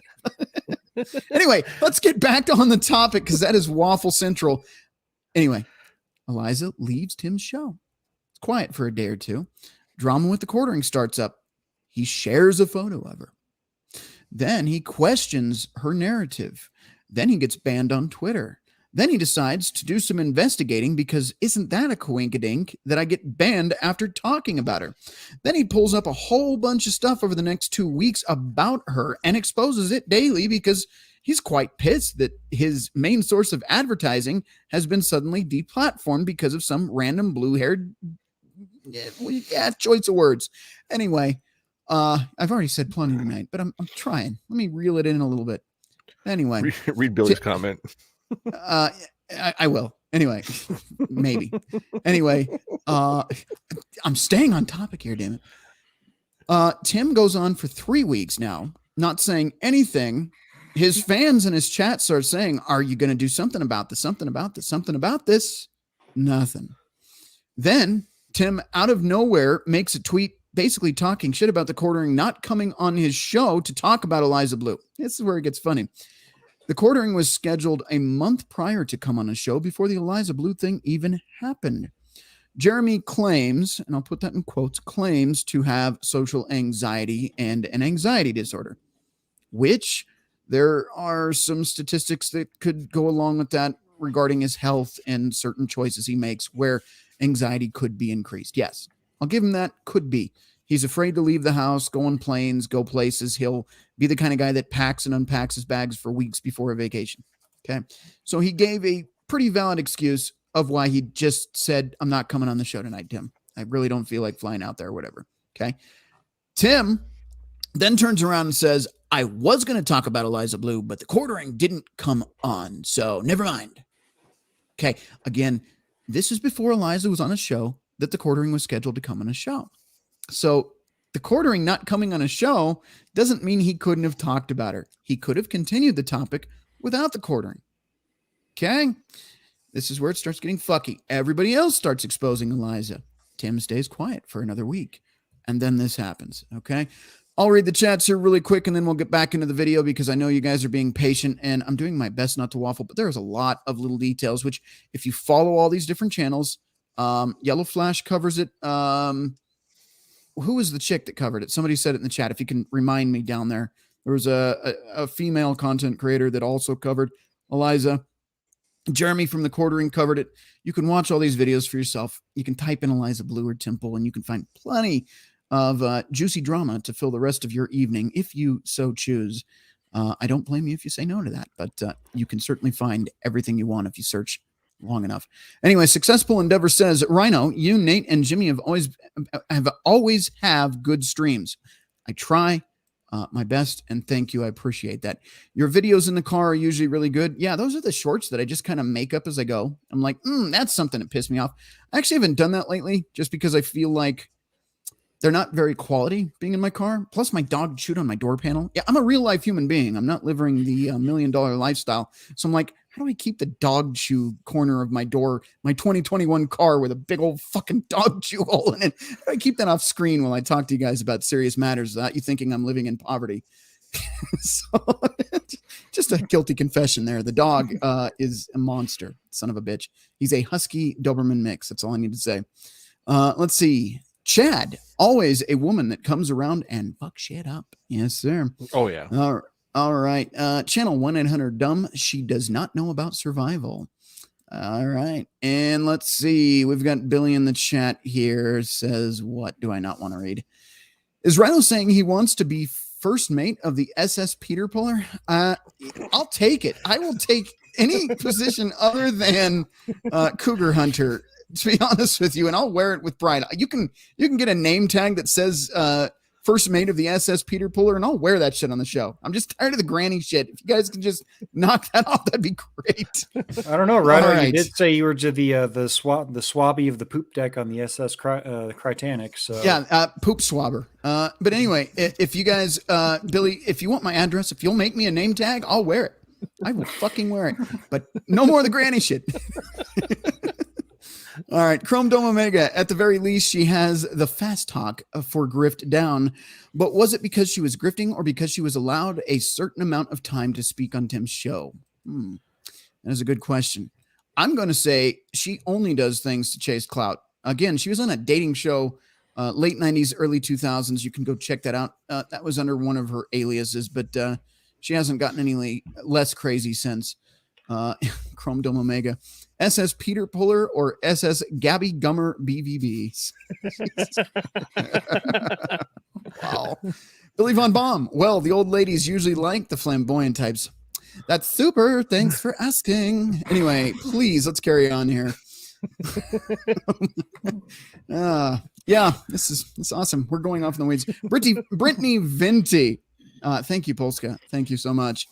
All right. Let's see. And Chrome Dome Omega. Captain RPR of the Cutter Class Cougar Hunter. I fucking hate you guys. You're not living it down, Rhino. Cougar Hunter, says Polska Bob. And Billy Von Baum says, okay, but I already have something done for Friday's show. So sure you do. I will see you guys sometime in the near future, probably not Friday or next week, or maybe for the next few months until this all blows over. Anyway, yeah, we'll be live Friday against my will. Jackal Hunter Blake's says, been the captain of the gay cruise for how many years? A few, at least, yeah. A couple years, yeah. Yeah. And there's Jackal still Hunter, comments about it. Jackal Hunter says, clipping that. So gay, you rooster. Thank you. I love you guys. Thank you for subscribing, liking, and sharing this video. Yes, I can do the gay accent very well. So if you ever need to clip that, just to, have something for Billy to just ruin my life with, I'm happy to do that. But let's stay away from the granny shit, please. God damn, I'm so sick of it. Every time I open my phone, there's some old lady in my face, just some saggy old AI creation of Billy's nightmares or dreams in his case. I think he enjoys it. But anyway, Tim Pool is the topic tonight. Not this shagnanigans. Anyway, here we go. Literally don't care. So have a nice day. I gotta say this. If someone got somebody in the chat has to say it. Shut up, Ian. Shut up, Ian. I think Polska said that earlier. The only reason I think Tim has Ian on the show is to have somebody stupid enough to look better than. I mean that in the most polite way, Ian. I'm sorry. I'm not a big fan of yours, but I feel like he keeps the fucking guy around just so he looks more intelligent. And Ian, also, I feel like I can smell him through the show sometimes, and it's not like one of those pleasant smells. So that's just me talking shit. We'll carry on. Banned off Twitter or any platform for a reason other than violating the terms of service, that's a big deal and should be taken up and will be if it happened with the Twitter administration. Yeah, he actually says something useful for once. It should be taken up with Twitter. Can't guarantee it will be, but it should be. Yes. Or the administration of the social network, but the personal stuff it's like, no offense, TMZ garbage. It's like National Enquirer. I mean, if you like it, oh God. But yeah, except for the fact that this woman claimed to be a survivor of, again, sex trafficking and knows survivors and helps them with no receipts. Kind of a big deal, don't you think? A little bit more important than just TMZ. There's a lot we can build. Questioning you. I don't care if people care about this stuff. They're allowed to. But like the idea that people are going to come here and threaten, like, I will cancel my membership because you're not. By the way, those of you watching that do subscribe to Tim Pool and are considering leaving, you don't need to say anything to him. Here's my advice. Because what he's saying, you don't come over here and threaten me. They're not really threatening you, dude. You ignored them. They're telling you they're leaving. It's not really a threat. That's more like just, hey, I'm done. But I don't recommend anybody viewing here tonight, in the future, tomorrow, 10 years in the future. Don't go in there and engage. I mean, it's fun to read the comments because they're just insanely bad. But just leave. Just unsubscribe. Just, if you don't like him anymore, remove yourself. You don't have to go on here and troll the dude. But has he kind of earned it? Yeah, you be the judge. I think his fans are rightly pissed off at him right now. Just a little bit. Talking about someone no one ever heard of. It's like, dude, I get that you know who she is, but you know what's funny? Okay, this part really pisses me off too. Most of my audience has never heard of Jack Murphy or Eliza Blue. Oh, you mean the two people you have had on your show? Jack Murphy you had on for months. I can't remember how long, but he was on there for quite a while. He's about to say this. And Eliza Blue, no one's ever heard of them. Really, Tim? Because of you, the whole world knows about them. Solely because of you. Yeah, so Jack Murphy. It was when Timcast IRL first came out. Mm-hmm. It was basically Tim, Lydia, Adam, and Jack Murphy. Mm-hmm. If you listen to Tim's content before he did IRL and then he started doing IRL, you knew exactly who Jack Murphy was. Yeah. Yeah. Yes. And so actually, what Angler says, he's trying to pull the ignorance card on new people that have come over. What Angler says here, I don't know if you'll agree, Crusader.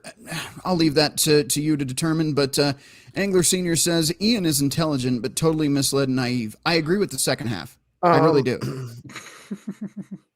My interpretation of Ian Crossland is he is technologically intelligent when it comes to coding, when it comes to computer software and tech stuff like that.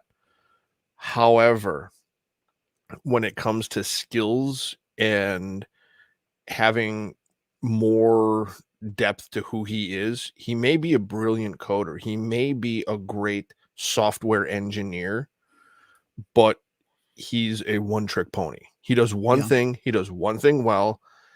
And anything outside of that is something that he knows absolutely nothing about. Yeah. Well, he certainly does talk about graphene quite a bit. Oh God, the dude talks about some of the tangent he goes. We're not here for him. We'll leave Ian alone. We can do that Ian another alone. stream. You remember That's that old another meme? one. Remember that old meme? Leave Brittany alone. Leave Ian alone. Oh. There you go. If only we could deep fake that. Anyway. Yeah, Oh, just man, have me here. Somebody can deep fake this.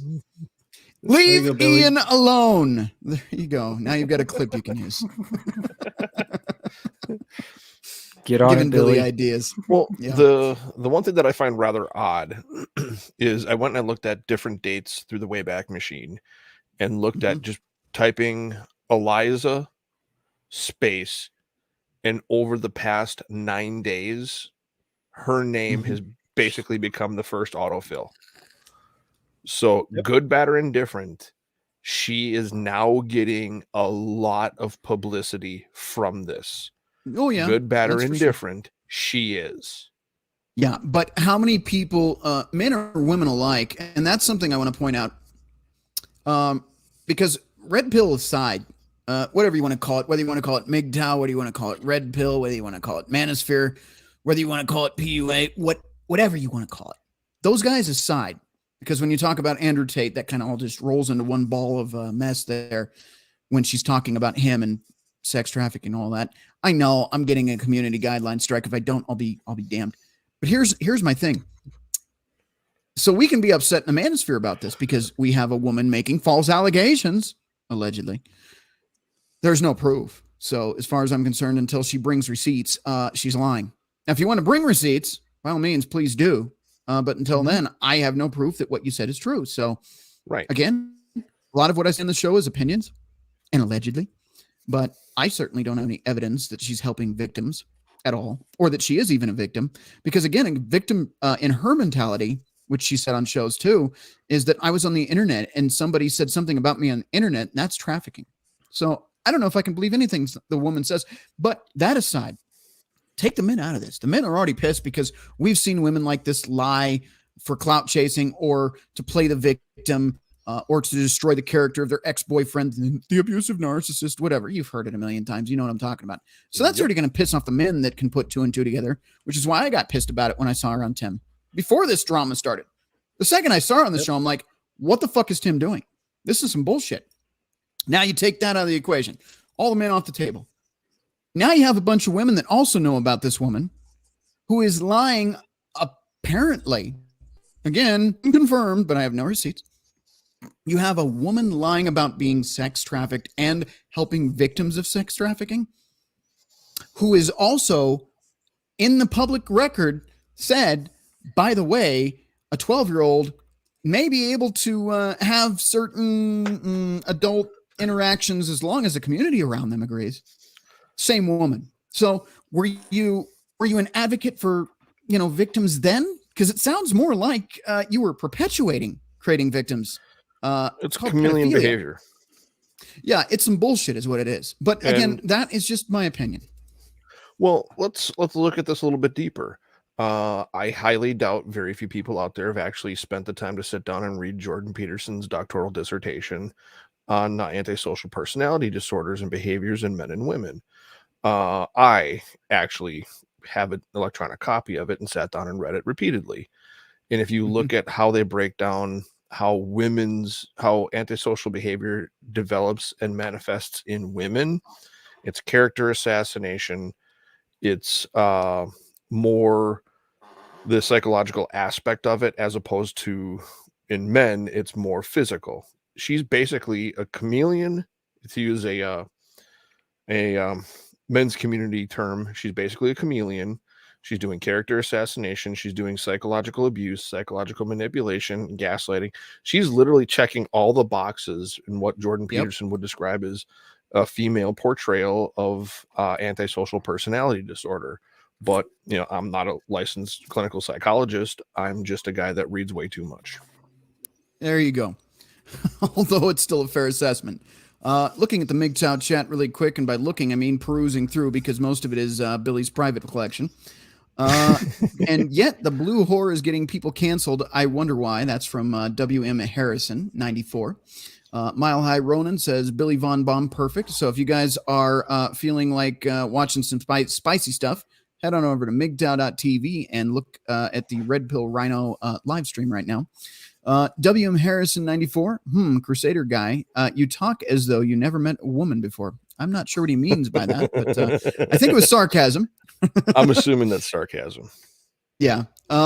Let's see. Billy Von Baum said, I said, stop watching me while I work out. You can find out what that means by going over there, but that is hilarious.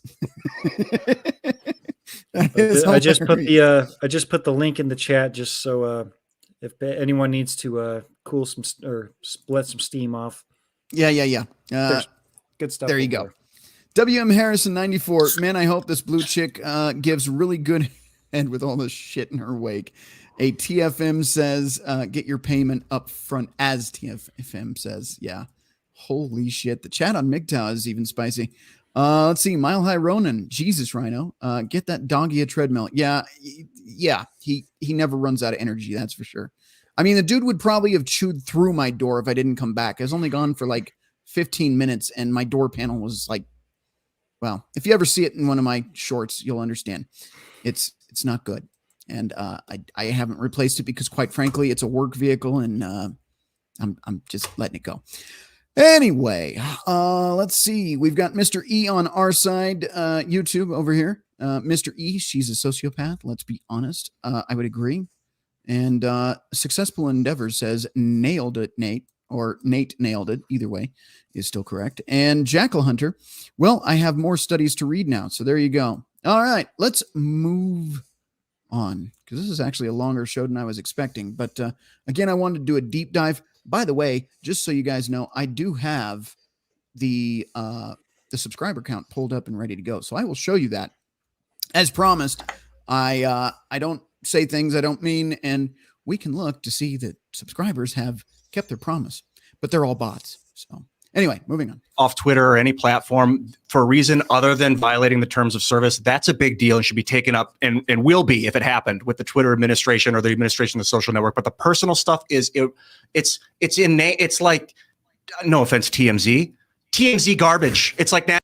Yeah, again, sorry, Ian, but it's absolutely relevant, especially with some of her claims, but whatever. National Enquirer. I mean, if you like it, oh God. But there's a lot we can build. Questioning you. I don't care if people care about this stuff. They're allowed to. But like the idea that people are going to come here. Yeah, in the comments section here, I like that somebody pointed that out. Now I can't find it, but he says gaslighting.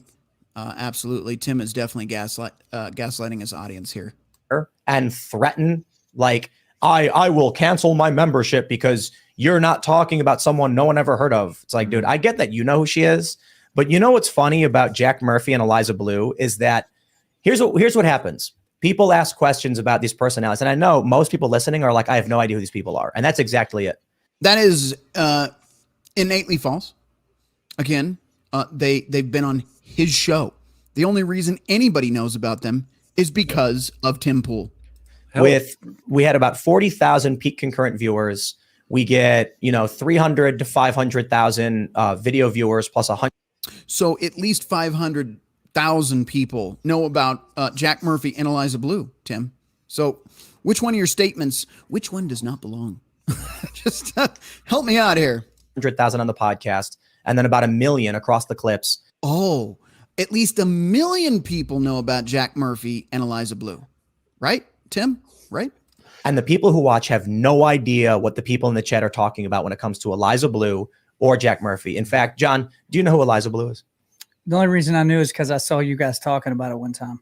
You know what's funny about this? He asked him if he knows about it, but yet later in this show, they admit that they talked about Eliza Blue pre-show.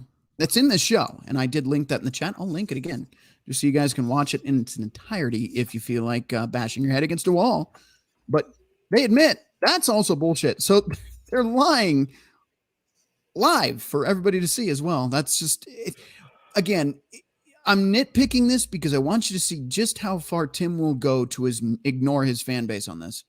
One time we mentioned I never learned about her organically. No. So what I think is going on, to be completely honest, is that the people who are now this is specifically geared towards Jimmy. Jimmy, I know your thoughts. We're buddies no matter what happens, even if we disagree. And that's going to happen. I don't expect anybody to ever agree with me 100% because then you'd be cult members and that would be bad. I don't want that.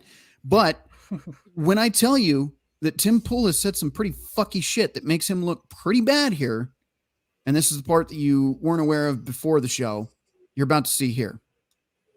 Are claiming they hate her are actually probably a paid reputational firm to promote her. So that's why I brought this up last week. There are companies you can hire that will spam the internet to generate buzz and attention for you. There's no such thing as bad press. Mm-hmm. So except for attacking your fan base and calling them bots or paid from a PR firm. When it's organic, it is his viewers, same view count as normal, nothing out of the ordinary to suggest that he is being invaded by bots or a PR firm. And that is a problem, Tim. And I will point this out when you're showing the chats and all the people talking crap on them. Mm-hmm. Normally, bots just have like the basic, the first letter of their screen name or whatever it is. There are a lot of profile pictures on there, so that's leaning more towards this is more organic. So, and as Jimmy's saying this, you brought this on yourself for not addressing it sooner. Adults throwing temper tantrums. You guys can take back your donations, by the way. Sound like you care a lot, LOL. Rude, LOL. What happened to Jeremy and the quartering, Tim? Frosk, which is a great fucking comparison. If you haven't seen the quarterings video today, the intro that compares Tim Pool to Frosk, it is like a picture-in-picture view of how they both acted like idiots. See, and I will say I was watching a little bit of the quarterings coverage of Frosk and the whole G4 TV because I was actually excited for G4 to come back. Mm-hmm. I can see the comparisons. I can see that. And it keeps going. And these, again, are they bots? Tim secretly loves Eliza. Red flag. Tim's haters bought his Tesla. Sure, okay. That's pro. See, there's some pro in there for him. Why'd you block the quartering if you don't care about Eliza, you simp? Let's see. Never another dime for Tim. Blue cast IRL, so he must be having some waffles. No, blue pill, basically. Yeah, I know. Clowncast IRL. Ian with the 20, sure. Don't know Eliza, not starstruck, sure. Okay, so there's a fair mix of people in here, but there is sure a lot of bad shit going through the stream, and it just keeps coming. Remain furious, Timothy. And there's some. This looks like a bot, but it's probably not. It says the Antichrist will rise to power out of England after a massive meteor strike. It's just that one's just funny, but Jesus, Tim, all you had to do was acknowledge. Exactly. That's basically what everybody's saying. Yeah, and it just goes on and on. You can look at this chat for yourself if you want to get into it on his show, but those are not all bots. I'm sorry. So let's continue. Before we continue, like you and I were going back and forth, and we were kind of disagreeing, but I'm a guy that is willing to say, okay, yeah, I may or may not have been wrong on this. My mind has been changed. So far, you're changing my mind, dude. I mean, I did have the confirmation bias or whatever bias you want to say. Right. Because Tim was pretty much my main source. Tim, Crowder, and a little bit of God damn it, Jimmy Dore. Okay, yeah, Jimmy Dore, and he's on the left, but he's not like psychotic, cultish establishment left. Right. We can disagree. I like Jimmy Dore just because it's not just because he's named Jimmy. So, but I want to point this out too, really quick. Just interjecting. Hold your thought. I watched him. Okay, even after the Jack Murphy thing, I said, okay, once fine. Adam Krigler. Now we're starting to get a little weird. Backstory with Lydia. Now we're starting to get really hairy. Seeing all the people come and go, just disappear off of his show, and they probably have what's the name of the contract? Basically, where they can't talk about it even after they do not. You know what I'm talking about? I literally just had the term in my head. Yeah, I'm thinking DNR, but that's do not resuscitate. That's not it. No. Do not disclose or something like that. Non-discllosure. Non-disclosure agreement. There anyway, you go. Here's the thing. I want you guys to know this. Probably should have said this at the beginning of the show, but you're still watching, so thank you.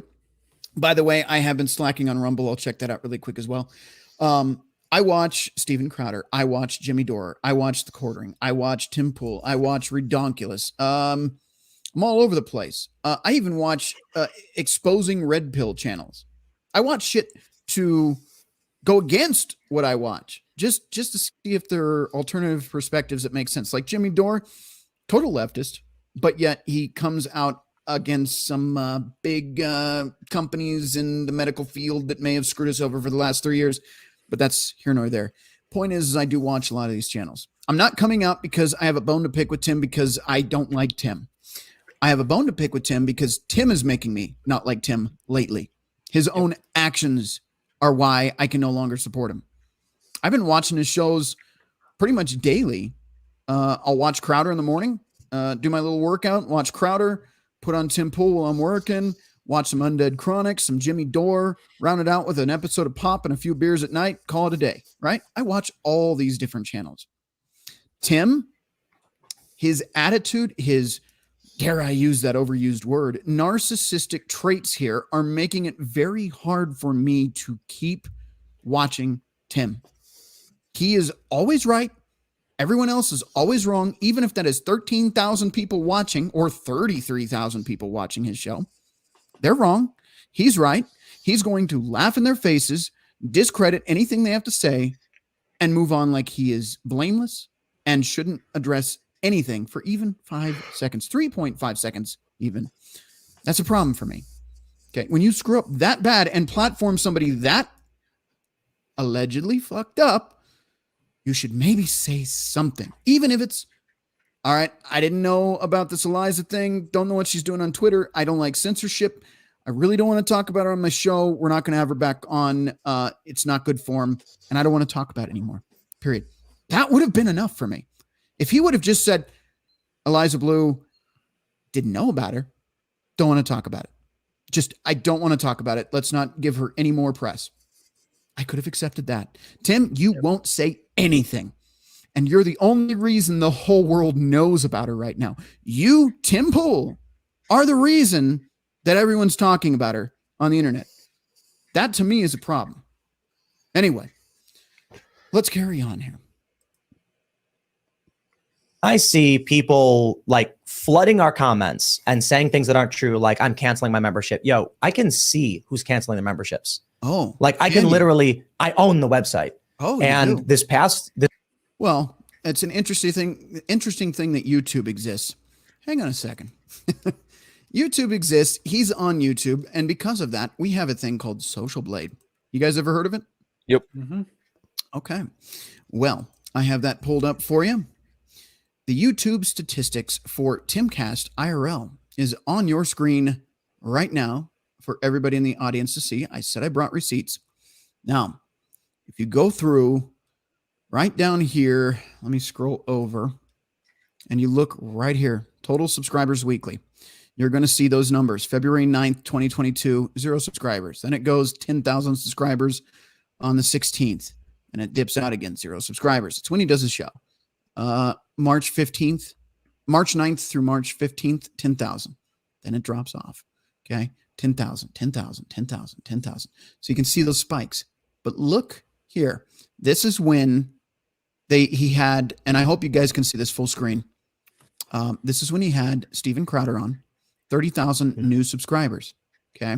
That is January 18th through January 24th. This will be updated tomorrow, if I am correct. But as of February 1st through February 7th, he is down 10,000 subscribers. That is not from some conspiracy website. That is from Social Blade, which back in the day we used to track how we were performing on channels back when we had Maker Studios and partnerships. This is still relevant, although it is not current as it hasn't been updated yet. This is the 10,000 so far. We will see this updated tomorrow. Now, go ahead, Jimmy. One thing that will give you better numbers is if you scroll down to the stats and summaries there. And we will do that. Let me post this in the chat because I want you all to see this for yourself. In the chat, you can do this on any channel, including mine. All you got to do is type in the name of the channel. So you're looking for.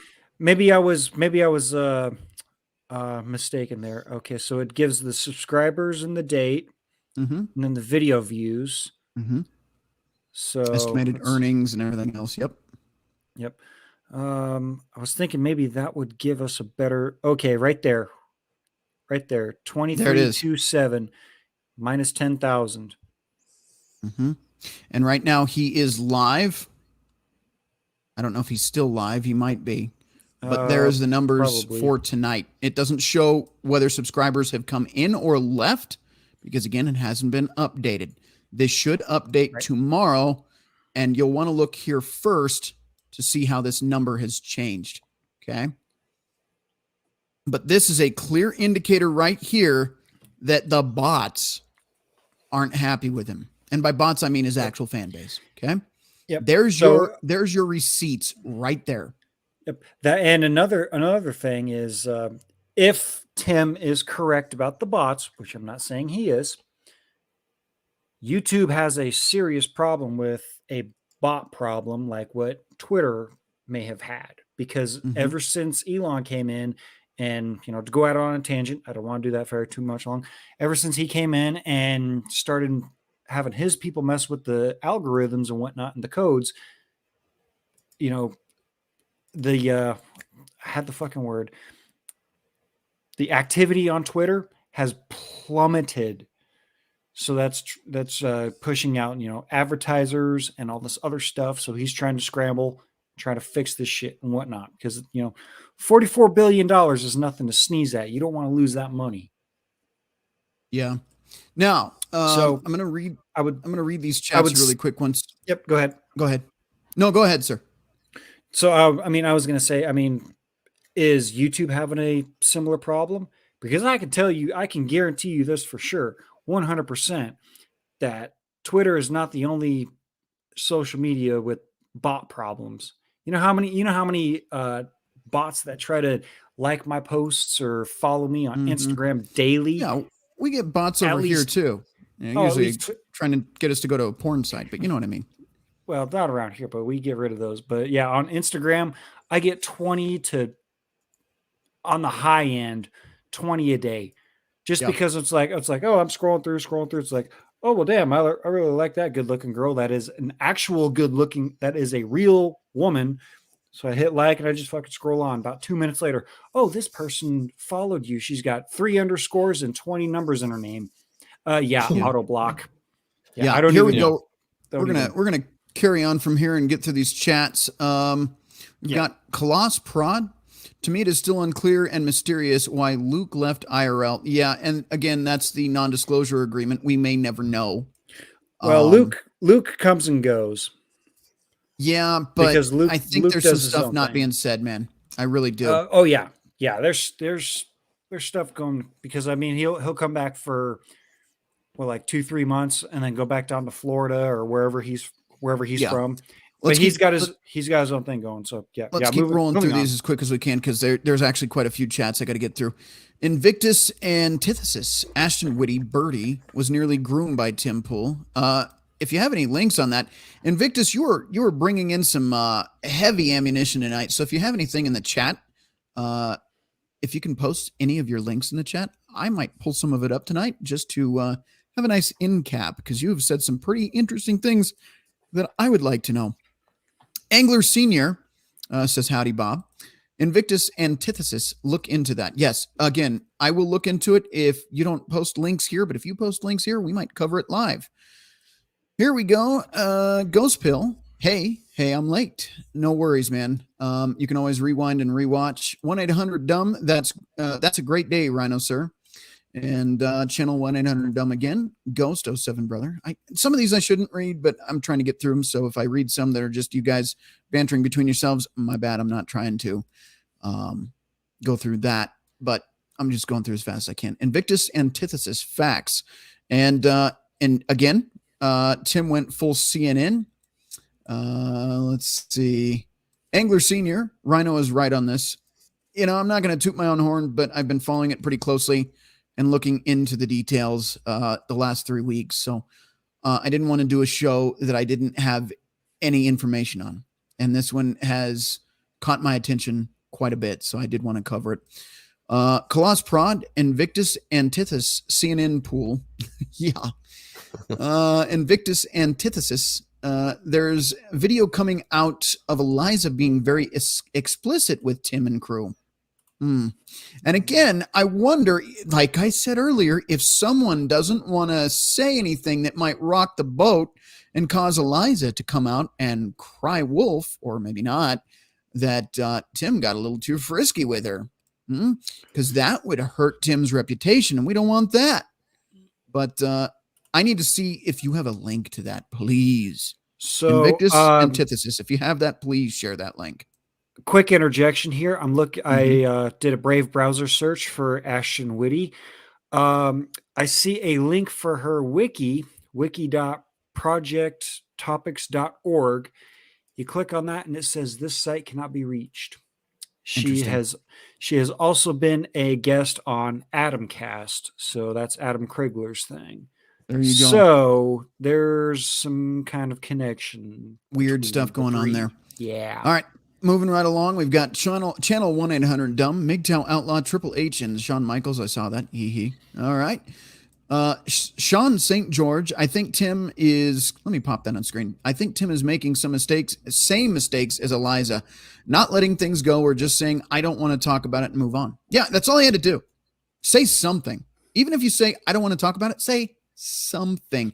Don't pretend it didn't exist, because it makes you look bad to have her on your show and just pretend it never happened. That's not going to work. Because again, the guy gaslit you just there. If you didn't catch that, he said, nobody knows who I'm talking about. Nobody knows who Eliza Blue is. Tim, she was on your show, man. So I'm thinking everybody that watches your show knows who she is, and you just gaslit your own fucking audience, which is pretty poor form, in my opinion. And we're talking 1.44 million subscribers. Yeah, and nobody knows. Nobody knows this shit. No one knows.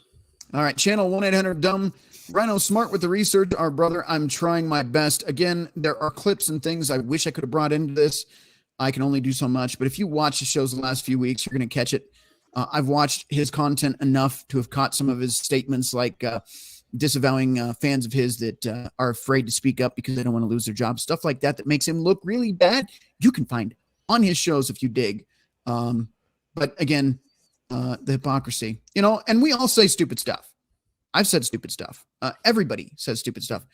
But when you get caught in it and somebody says, hey, you fucked up, at least say, yeah, I fucked up. That's all I'm asking, man. If I've said something on any of my shows that one of you guys can go back and said, hey, Rhino, why the fuck did you say this? This is completely false. I'll address it. I'll do a whole show on it to say, hey, look, I'm sorry I fucked this up, even if it's a small detail. Because I want to make sure if I'm presenting something to you, it is the best of my ability that I get it right. Okay, so if I fuck it up, I'll be the first to admit it. All right? Angler Senior, if he wasn't triggered, he wouldn't be talking about it. No shit. Channel 1-800-DUMB agrees with that. Word Angler Senior, or Angler Sir, he says. Invictus Antithesis, Tim is lying to spin that he... Wait, let me read that slower. My brain. Tim is lying to spin this, that the bleed isn't happening, hoping people will stop leaving. I would agree. I think he thinks he can cover this up and it'll all be okay. But you can't slap a Band-Aid on fucking up like this and just expect things not to affect. Now, is Tim going to be successful in the long term? Probably, because the dude just will not stop. No matter how many people are pissed off at him, he's going to use this to his advantage somehow. But what I'm asking you is to question who you're watching. If he's willing to throw his own fans under the bus when he screws up, is that really somebody you want to trust with information? That's my question. Now, I'm a small channel. I'm a nobody channel compared to him. I mean, I'm less than a nobody channel. Okay? That's not self-degrading. That's just telling you the facts. We've got a couple thousand subscribers here, whereas he has a couple million. Okay? Now, maybe we grow, maybe we don't. I don't know. But would you rather get your information from somebody that respects you coming on their show, respects your time because you are taking time out of your life you cannot get back to watch somebody's show? Or would you watch somebody's show that would throw you under the bus the second they don't agree with you on something that is important to you for him to address on his show? It affects everyone watching. Just a thought. Invictus Antithesis again says, look at the downvotes on his live stream where he lost it. I would love to see that. I don't have the app to see that. I need the app to see that. If anybody has a link to see downvotes, please drop that in the live chat. I would love to install that and have that ready to go for future I'll episodes. ask Pop about it on... yeah, Pop does have it. I'll ask Pop about it this weekend. I'll find out what it is. I want to get a copy of that too. Perfect. So I'll let you know. All right. Thank you. Sean St. George, they ended the show in DC already. They're filming the After Hours show. Okay, so they're no longer live.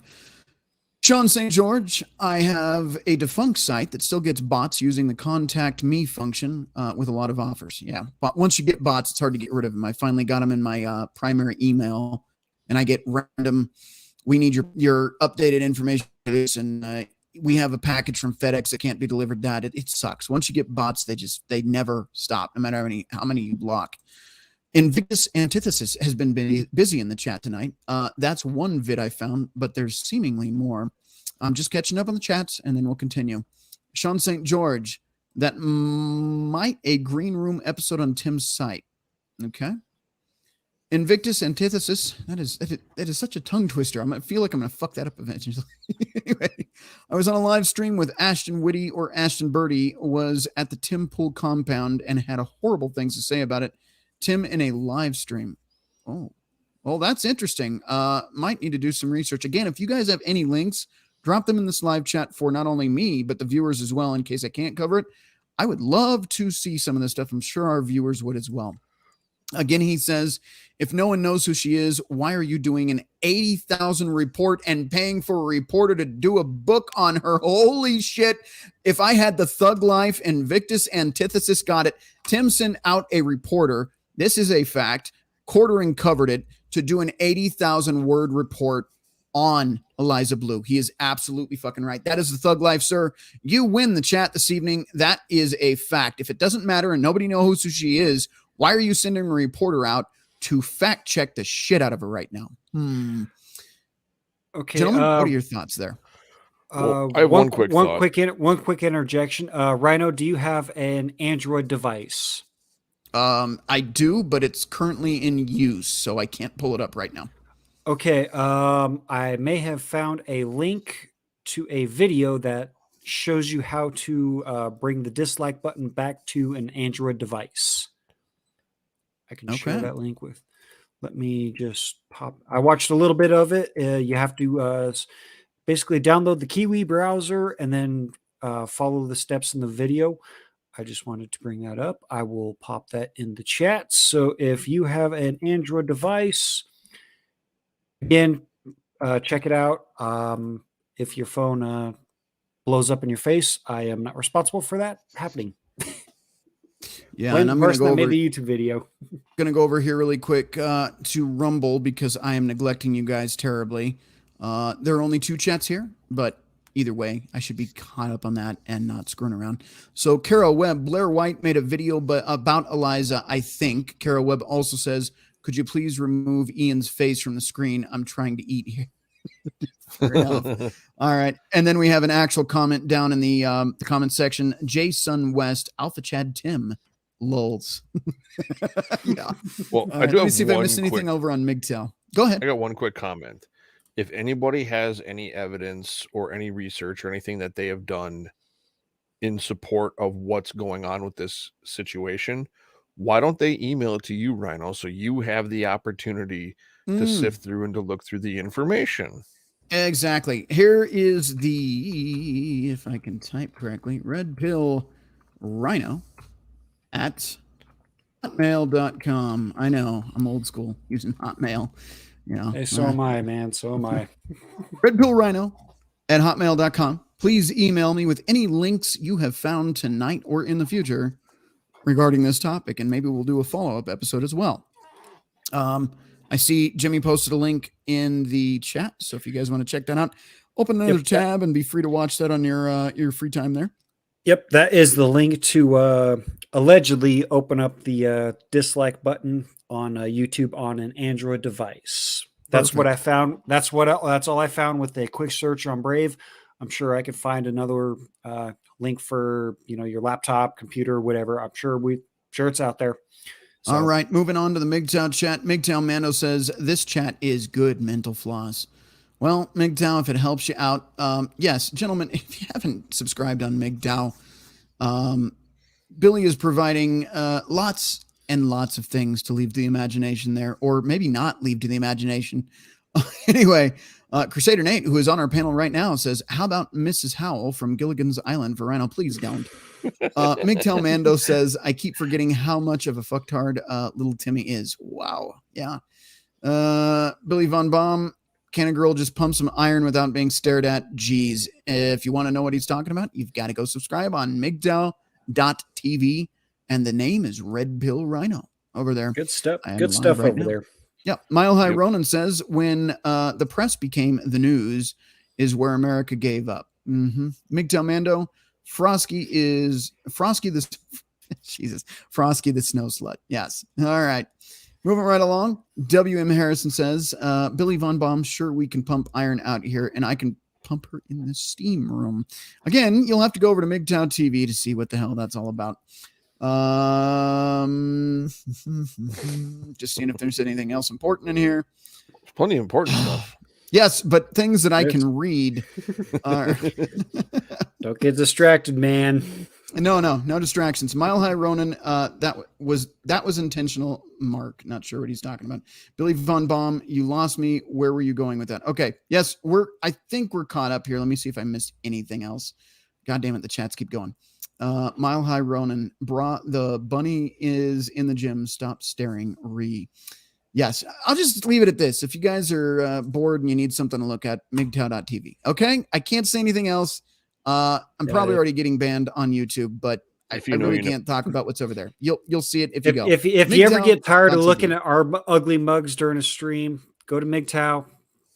Yes, you'll be fine. All right, for those of you that have never come on this show before, we usually do a break.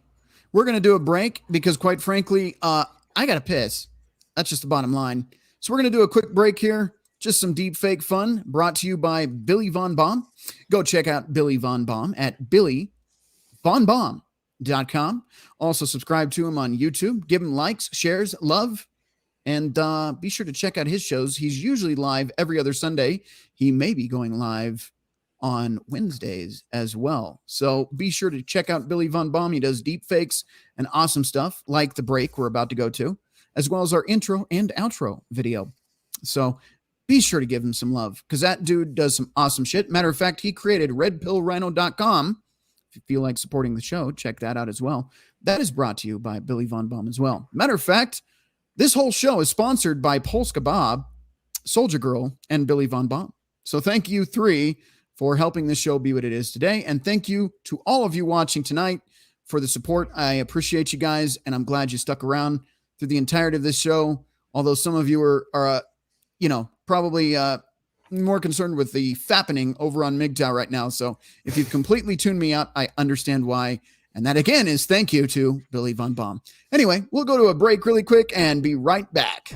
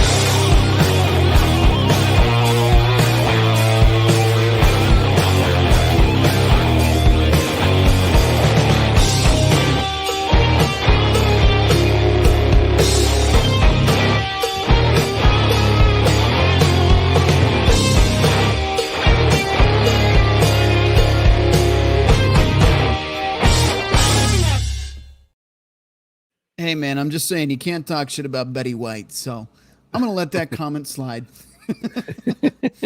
All right. Moving right along, we have stared at Tim's Social Blade long enough. If you haven't already, I'm going to post that again in the live chat so you can see it. Matter of fact, I should be generous and post that on Rumble and MGTOW so you guys can see it too. So let me put that over there. If you want to check out Tim's information on Social Blade, here it is in the chat for all of you on all platforms to see, as well as the video we're going to finish wrapping up here. Let me post that in the chat. This is if you want to watch the episode where Tim decides to call his fans out. Here in the chat on MGTOW, as well as YouTube. So let me post that over here as well. Again, if you want to check that out, brought receipts on Social Blade so you guys can check that out yourself. All right, again, email me at redpillrhino@hotmail.com if you'd like to have any articles or videos for a follow-up on this episode, or any in general. If there's any topics you'd like me to address, we do cover a variety of things. We cover paranormal, we cover Red Pill, we cover nonsense, we do live call-in shows, we do all sorts of things over here. So if this is your first time, thank you for joining. We definitely appreciate you. And if you've subscribed tonight, I really greatly appreciate you, because YouTube is doing everything to make sure this show doesn't get seen by anyone. So imagine why. Anyway, if there's any topics you would like us to cover, feel free to email me at redpillrhino@hotmail.com. All right. Thumper the Sweaty Fat Guy is finally here. Live shows. No way. Yeah, we are here back on Wednesday because I felt like talking some shiata about Tim. But no, seriously, there are genuine reasons I'm bringing us up tonight. If you haven't, rewind and you'll see all of the facts. All right, where are we at? We'll get back to the video and wrap up. It looks like MGTOW Mando has actually come out of hibernation and would like to join us this evening. So welcome, the only Mando of MGTOW that I know, MGTOW Mando. How you guys doing? Living the dream, man. Fucking Christ. Yes, nightmares are dreams too. I'm just going to help him finish the line every time. Am I wrong? No. Would like to say one thing, if I might. It is tangentially related. Tangentially. That's a word. Tangentially? That is I like a word. That is Okay. technically a word. Okay. I listened to Hammerhand's breakdown, break apart, however you want to call it, video on Tim Pool and Miss Blue at the last battle assembly I came home from about a little more than a month ago at this point. About 3 weeks ago. Yeah. Sounds about right. Something like that. I have a very hard time being sympathetic to Tate. Keep in mind, he came over from MGTOW, so if he says hard, apologies in advance. Anyway, carry on. You have a hard time supporting Andrew Tate. I'm sorry to fuck. Well, I have a hard time being sympathetic to Andrew Tate. Yeah. Why is that? I'm just asking your opinion. If you all remember about 10 years ago, when that particular individual first came on to the Red Pill scene and the Manosphere scene, he was selling these books at about $20 to $50 a pop to get individuals to help them with their dating game. Yes. I'm one of the people that fell for that effing scam. There you go. So, yeah. And to be fair, nobody is stroking Andrew Tate over here. I'm simply saying he is a very well-known individual, mainstream-wise, that your grandma probably knows about, if she's still alive, and if not, God rest her soul. But in general, everyone knows who Andrew Tate is. In your case, I'm not going to mention my grandmother. Shut up. Say and give her Rhino's website. I opened that one, so I'll take it. But, the big thing not many people realize about Tate is he actually started like a pyramid scheme of paying people for reposting and posting his shorts and stuff like that. He created a lot of the problems he has today. Well, the thing I was going to point out, Miss Blue's allegations of the cam girls and whatnot, do I find it believable? Yes. Do I find her statements without any form of evidence trustworthy? Not a chance in Hades. Right. That's where I'm at, man. No receipts is a problem. If she wants to bring forth some kind of evidence, she doesn't have to bring in names. Doesn't have to bring in names. Just some kind of evidence that could be put before a court of law. Right. Let me restate that. Before an American court of law. Yeah. I would be willing to give her the benefit of the doubt. But I'm sorry, when she came on Tim Pool dressed like a Romulan reject, she lost anything resembling credibility for me. Yeah. Yeah, the lavender whatever the fuck haircut is not helping the case either. But that's just me being mean. Her hair is colored the same as Jimmy's wall, so leave it at that. Well, and waffles. Yeah. And it doesn't help. It doesn't help matters that if she were an extra in Kill Bill, she would have been described in more or less the same way. Dark. Yeah. God damn. All right. Half the panel is into grannies, says Thumper the Sweaty Fat Guy. I don't know which half. Oh, yeah. No, I do. Yeah. I actually do. Damn. Yeah. And if you haven't already, in one of our live shows recently, we have video evidence that this guy down in that Brady Bunch corner admitted to grannies in a cornfield, just saying. So. And to God, that happened.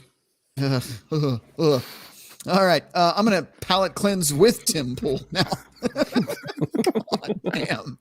Let's get back to this nonsense. But I hope you guys have enjoyed the show, whether you're watching live or in the future, or maybe the world has ended and you're an alien in space watching this 10 million years from now. I don't know. But if you're enjoying, thank you. I appreciate your support. I really do. Now, let's get back into the video. Let's see. Not that. That is me. There it is. Don't want to share my own show live. It would go on in that weird mirror thing forever. All right. That's cool. Here we go. This past week, we have gained slightly more members than we normally gain. And it's probably... Now, he doesn't know that yet because, again, Social Blade hasn't updated, so he doesn't know for a fact his subscriber count either because he can't see it in real time. If you're not a content creator, it's hard for me to explain this, but your numbers will just stay the same for a minute. Like I'll have 2,300 views for a minute, and then in a week it'll say 4,000 views or some shit like that, right? I'm inflating the numbers, but they don't update right now. They update. I will say this: the Social Blade numbers only cover YouTube. Like what he said before, what Tim said, he has his own eyes on his own members and whatnot. So that's probably what he's talking about. In his group, in his paid group, yes. Yeah. Well, yeah. Is he talking about YouTube subscribers, or is he talking about he's seen an increase in subscribers of his website? Maybe he's talking about members. He specifically says members, so it's safe to assume he's talking about his own stuff. Okay. Well, I'd love for him to, since he's all about transparency and truth, I'd love to see him post his numbers from his website. We could see that. Maybe if Tim decides to do that.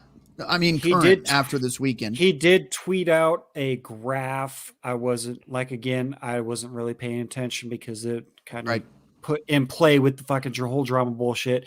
He did tweet out a graph that then other people were quick to jump on and quote tweet saying, "Oh, look at him. He's just tweeting about this and that and all of his numbers. And I'm doing so great. And I don't need your money, this and that."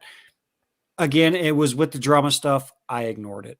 So I couldn't precisely tell you what it was all about. So I want to address this really quick because we've spent the first half of the show tearing that apart piece by piece like sharks in the water here.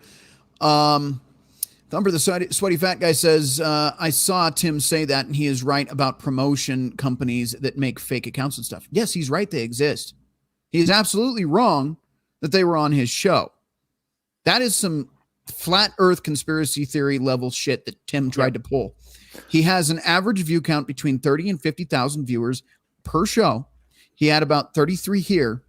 He had 13,000 people vote, or was it downvote, something like that.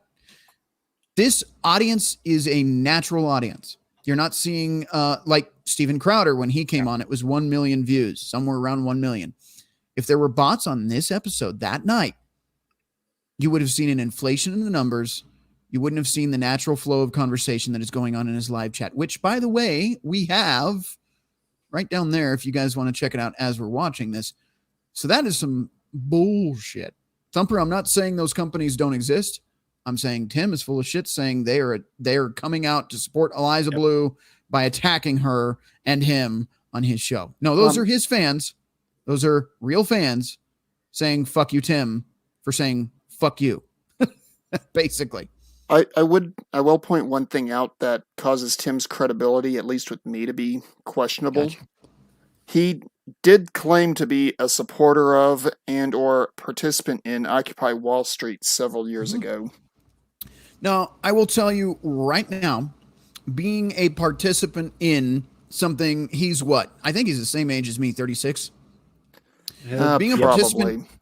Being a participant in Occupy Wall Street does not discredit him. And I'm going to tell you why. And some of you are probably going to go, what the fuck are you saying, Rhino? There were a lot of libertarians that were involved in that movement. There were a lot of people before it was co-opted that did want to hold corporations accountable. I am not going to discredit a man for attending that. Why? Because I was a Ron Paul libertarian at the time, and guess what? I may have attended a few of those until I realized it was co-opted by insane leftists and left. You know what those insane leftists ended up becoming a few years later? Antifa. Okay. Well, I've seen them. You're welcome for I've that seen them phrase. grow from there. Yeah. No, yeah, it was from you. Yeah. But I have seen them grow out of that. I saw their origin story and the decline of their group. Yep. Well, the rise or decline, however you want to. Perspective is a thing. The devolution. But, yeah, the de-evolution. That is correct. Well, but I'm not going to fault him for going to something if he had the intention of holding fat cats and the 1% accountable. I understand that. What it became was a co-opted movement by leftists. Are you shocked? But again, not going to fault him for going. What he's done since, we can fault him for. But I can't fault him for going to a... I've been following Tim since the whole Occupy thing. He was not there as a participant. He was there as an observer. Thank you for the correction. He was actually uploading short clips to different websites, and he was actually recording things on his phone and sending it to different news networks because nobody knew who he was. That's what actually got him the attention and got him into some of the big networks that he did work for prior to him going out on his own.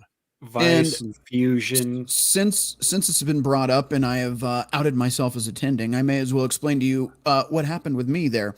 I ended up meeting fellow libertarians that were also in favor of Ron Paul and some of his policies. If you don't know, he is the father of Rand Paul. I know some people have a 5-minute memory and don't remember Ron Paul, but I was an elected delegate, in my state.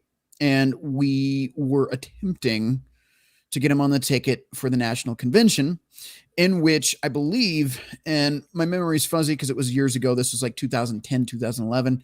The national convention did the standing votes on who was going to be the candidate. And I believe it was down to Ron Paul and Mitt Romney. When Ron Paul's delegates that attended, that made it to the national convention, stood up. They were the overwhelming majority. And instead, the minority for Mitt Romney ended up being voted in. It was a big scam job. We all saw it happen live. Anybody that attended or watched the national convention saw the bullshit that went down. But my intention on going to those protests was to meet up with libertarians to join, one of which has been on our show. And he is a certain doubting agent. He was one that did that with me. So that doesn't out his personal details, but we did work together doing that kind of stuff. We found out about straw polls and staying after the official straw poll votes come in and getting elected, that whole process. So that was our intention, was get the libertarian into the Republican seat, but it failed. Shocker. And there was some shenanigans that went on there. Again, that's a whole show in itself, but there was a lot of dirty stuff. Where that whole movement ended up getting a foul taste in my mouth and getting to the point where I don't trust most people that were involved with it was near the end when they started more or less turning into open Antifa. Oh, yeah. Now, see, Occupy, like I said, it was for a very short time. There were people from all different backgrounds coming out.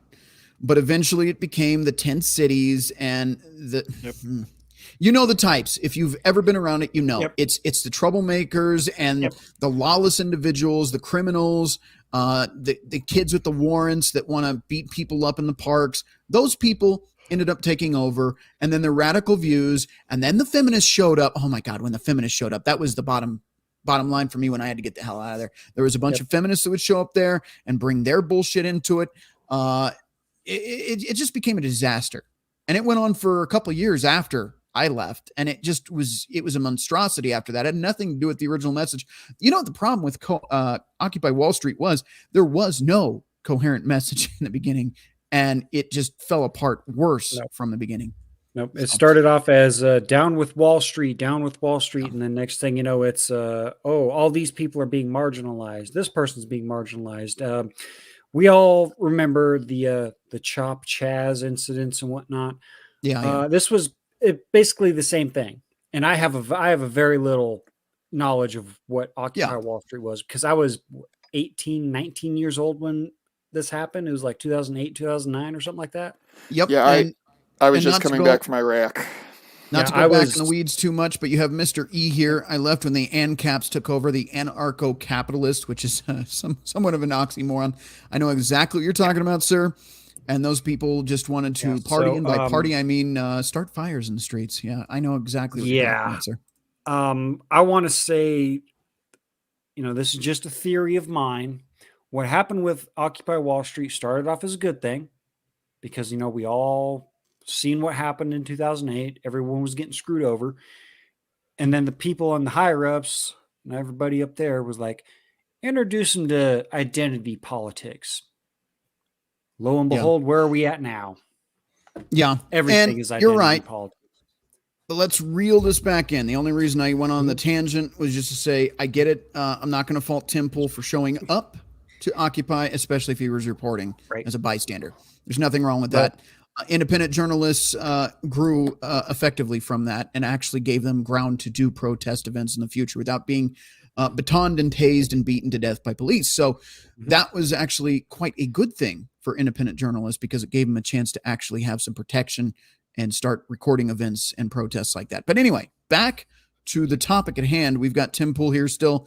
Want to get through the rest of this. We're wrapping it up, but I do want to show you a little bit more of what he has to say here. Probably because the guests we had on last week or whatever, and whatever, Jack Posobiec, maybe he's a great personality. And so we gain several hundred per week, and we gain a little bit more than that on average with people coming in claiming that they're canceling their memberships. Maybe they are, but we're gaining more than they're being canceled. What I want you to notice here is what's important to Tim. Is it integrity, honesty, transparency, talking even briefly for a moment about having a potential moron, grifter, maybe liar on his show? Or is it about money, members, growth? I don't see any accountability for any of his fuck ups at all here. Not even one time. Nope. So that is something to consider. His important detail is members and growth and money and politicians and people who affect change in this country. Okay, Tim, you platform the idiot that has become YouTube's headline news for the last 3 weeks, and you want to ignore that still? Okay. I think that many of these people, I think too, he did work for Vice. Vice and Fusion. I cannot say I can give you too many brownie points for Vice. Maybe in their early days when they were covering some weird shit, but they eventually went woke, and you know what happens. Two things are happening. One, a lot of it's inorganic promotion of Eliza Blue. A ton of content flooding the internet.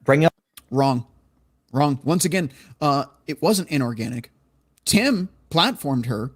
Over 1 million people, according to his own big mouth, being so proud of his numbers, admits so. People said, let's look into her a little bit more because something doesn't add up. Yep. And then the truth came out. This is not inorganic, Tim. You created the monster. You platformed the monster. And now you want to say the monster is being platformed by fake PR firms and bots.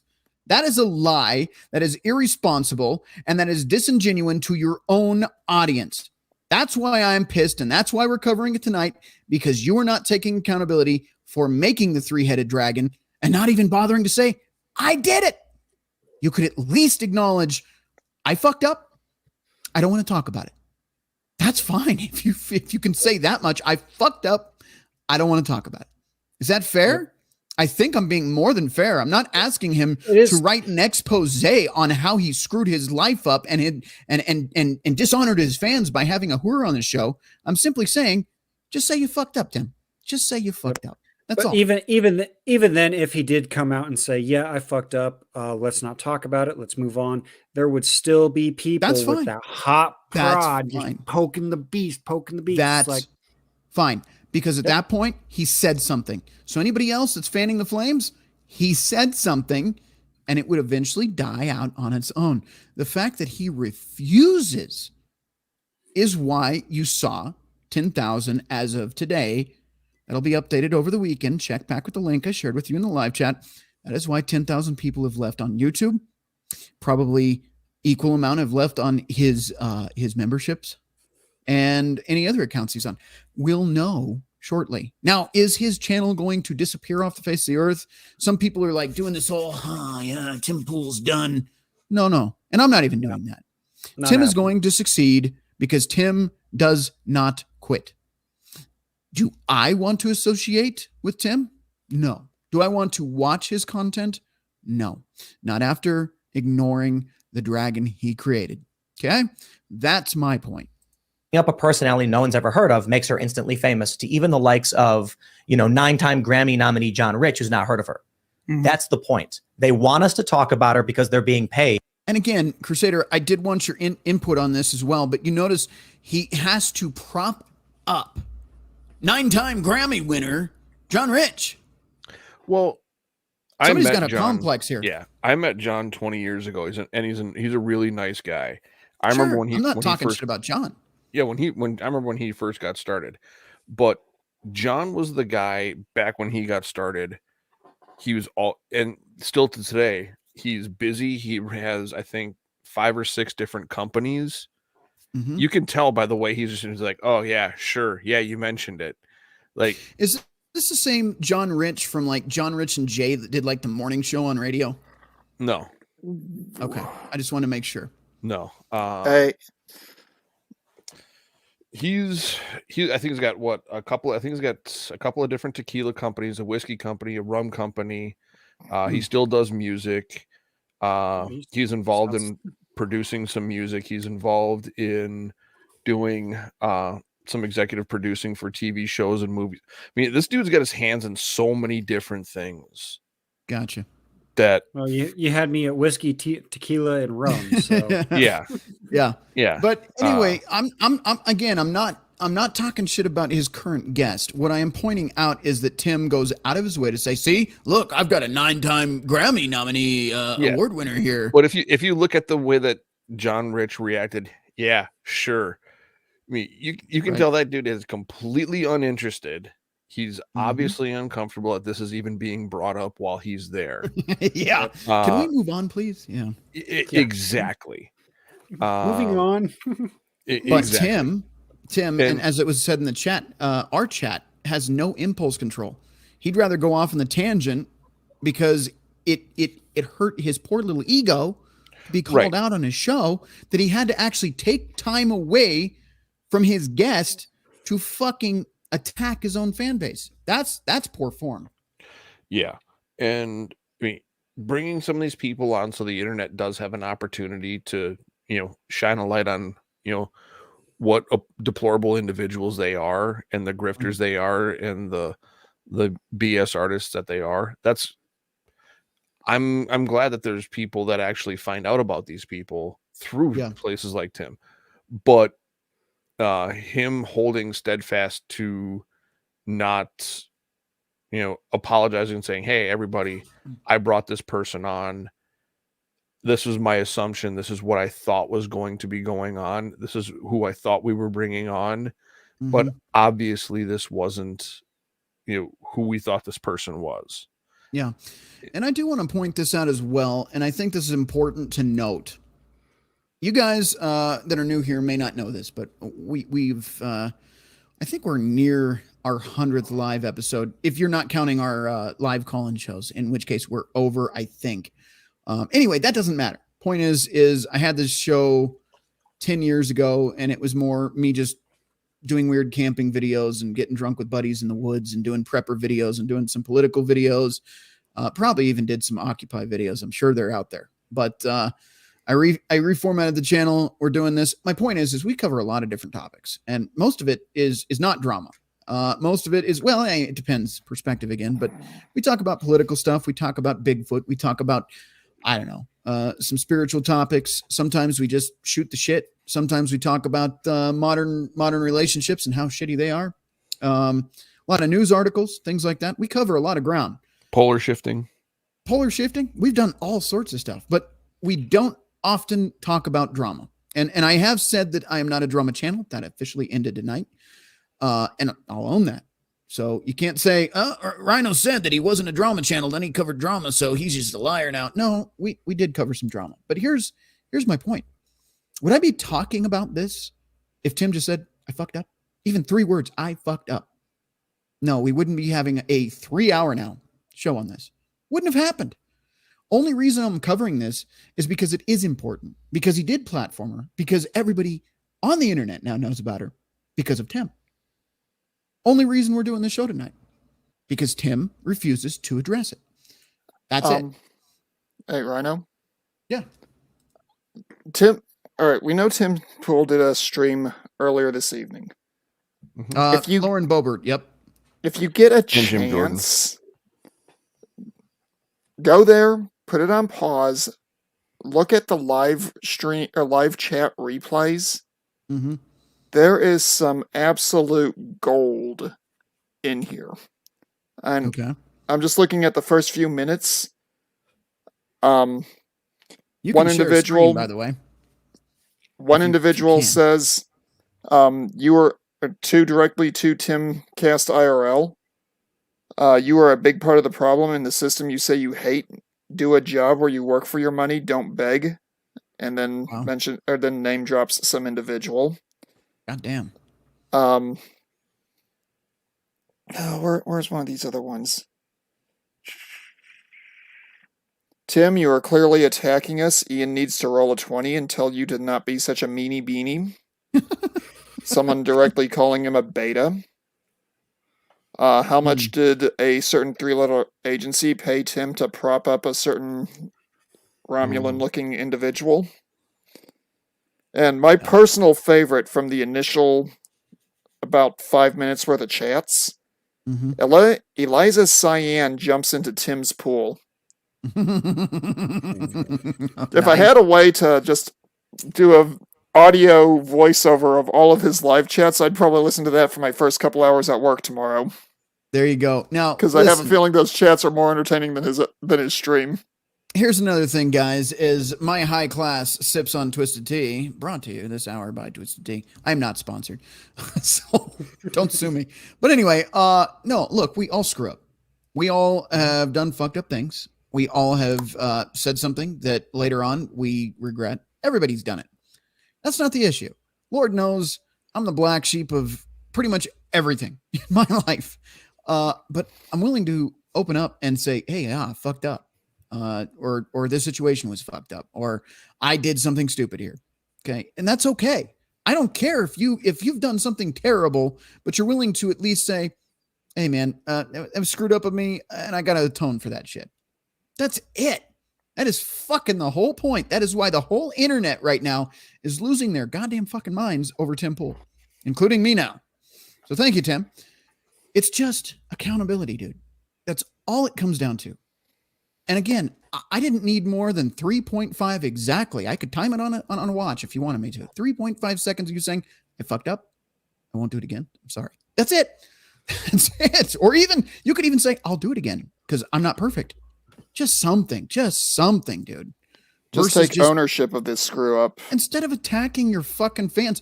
Like, look, if I told every one of you right now, which this could be taken out of context and clipped, but I could tell everyone you to go fuck off, screw all my fans, I hate y'all. I would never say that.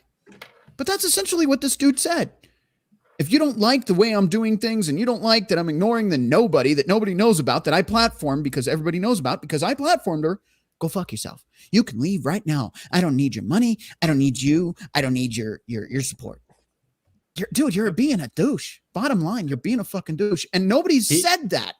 Just please, the dude's being a douche. Somebody walk up to the dude. If you're friends with Tim Pool, somewhere out there in the universe, walk up to him and just say, dude, you're kind of being a douche. Maybe you should just chill out a little bit.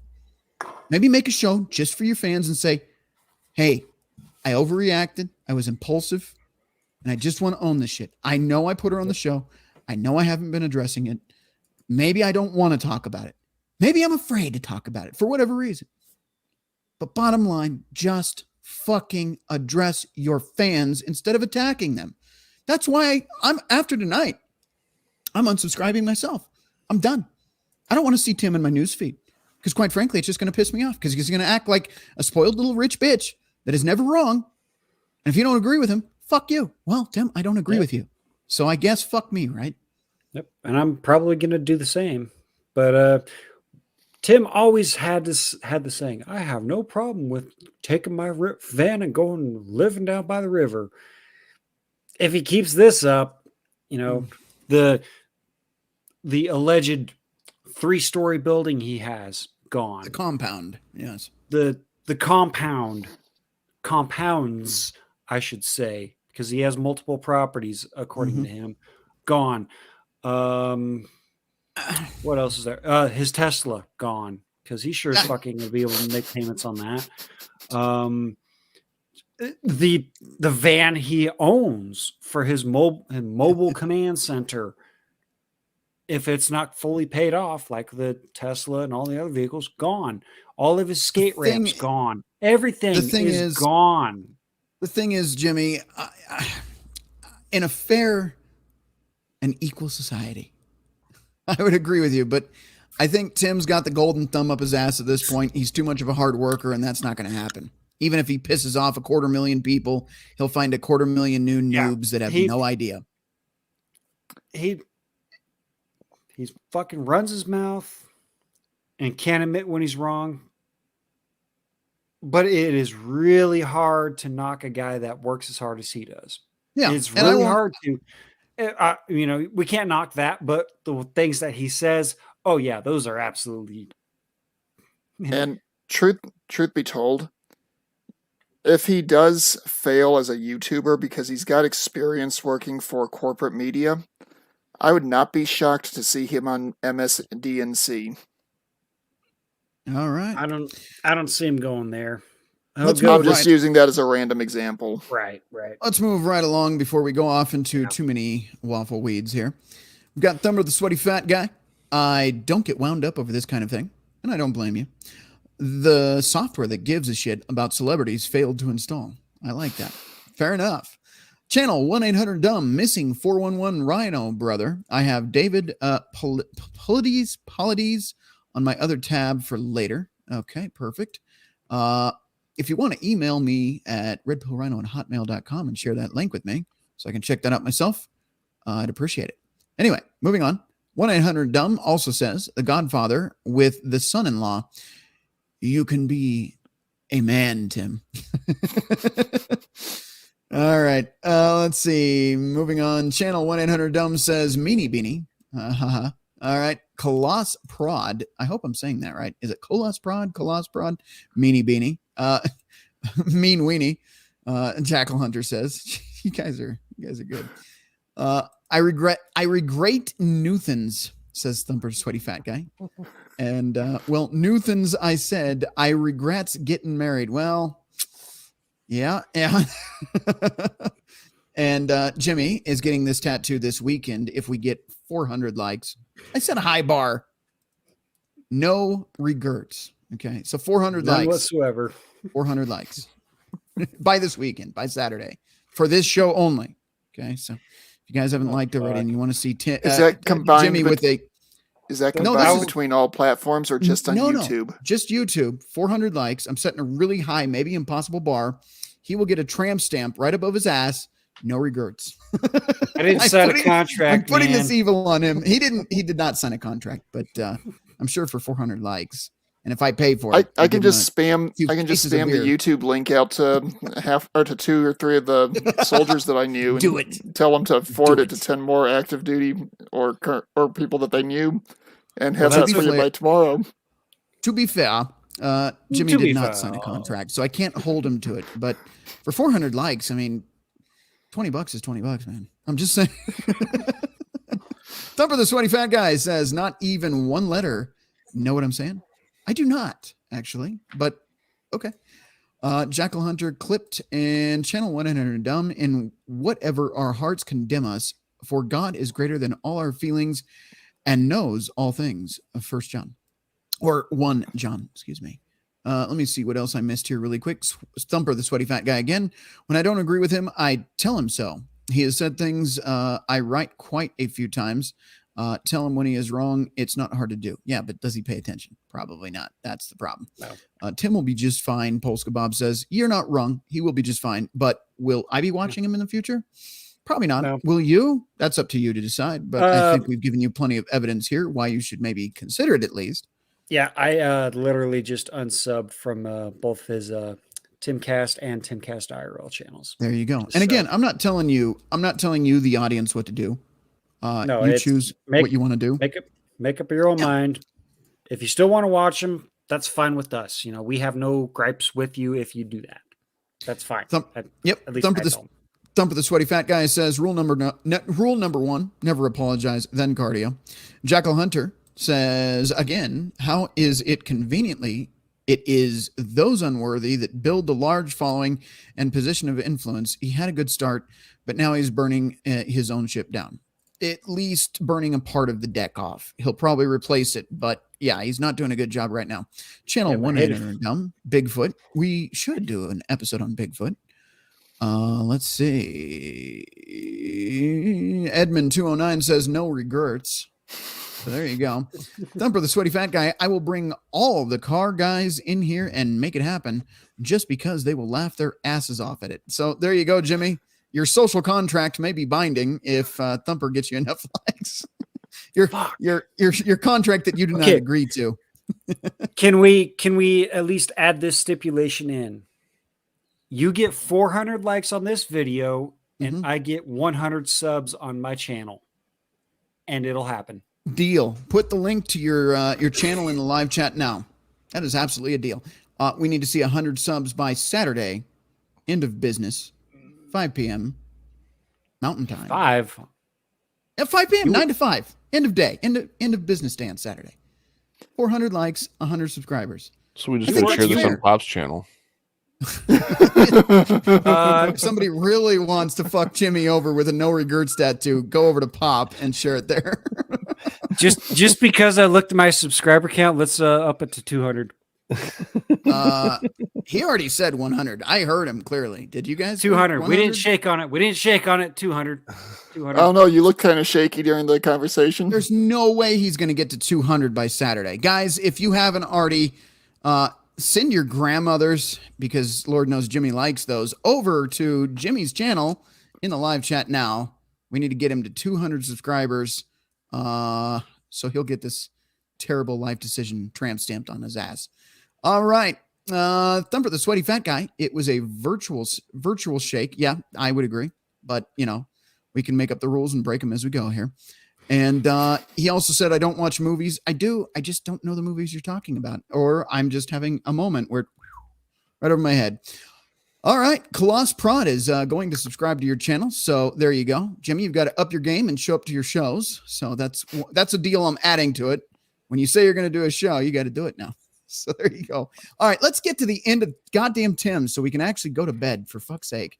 Let's get back to this. 3 hours in, man. You said you was only Shut up. an hour long. Shut up. Quick one. Anytime I say a quick one, you know what that means. That's what she said. Yeah. That's not a bad thing, though. To generate controversy. They either want to, that's why it doesn't matter if we say anything good or bad. Yeah.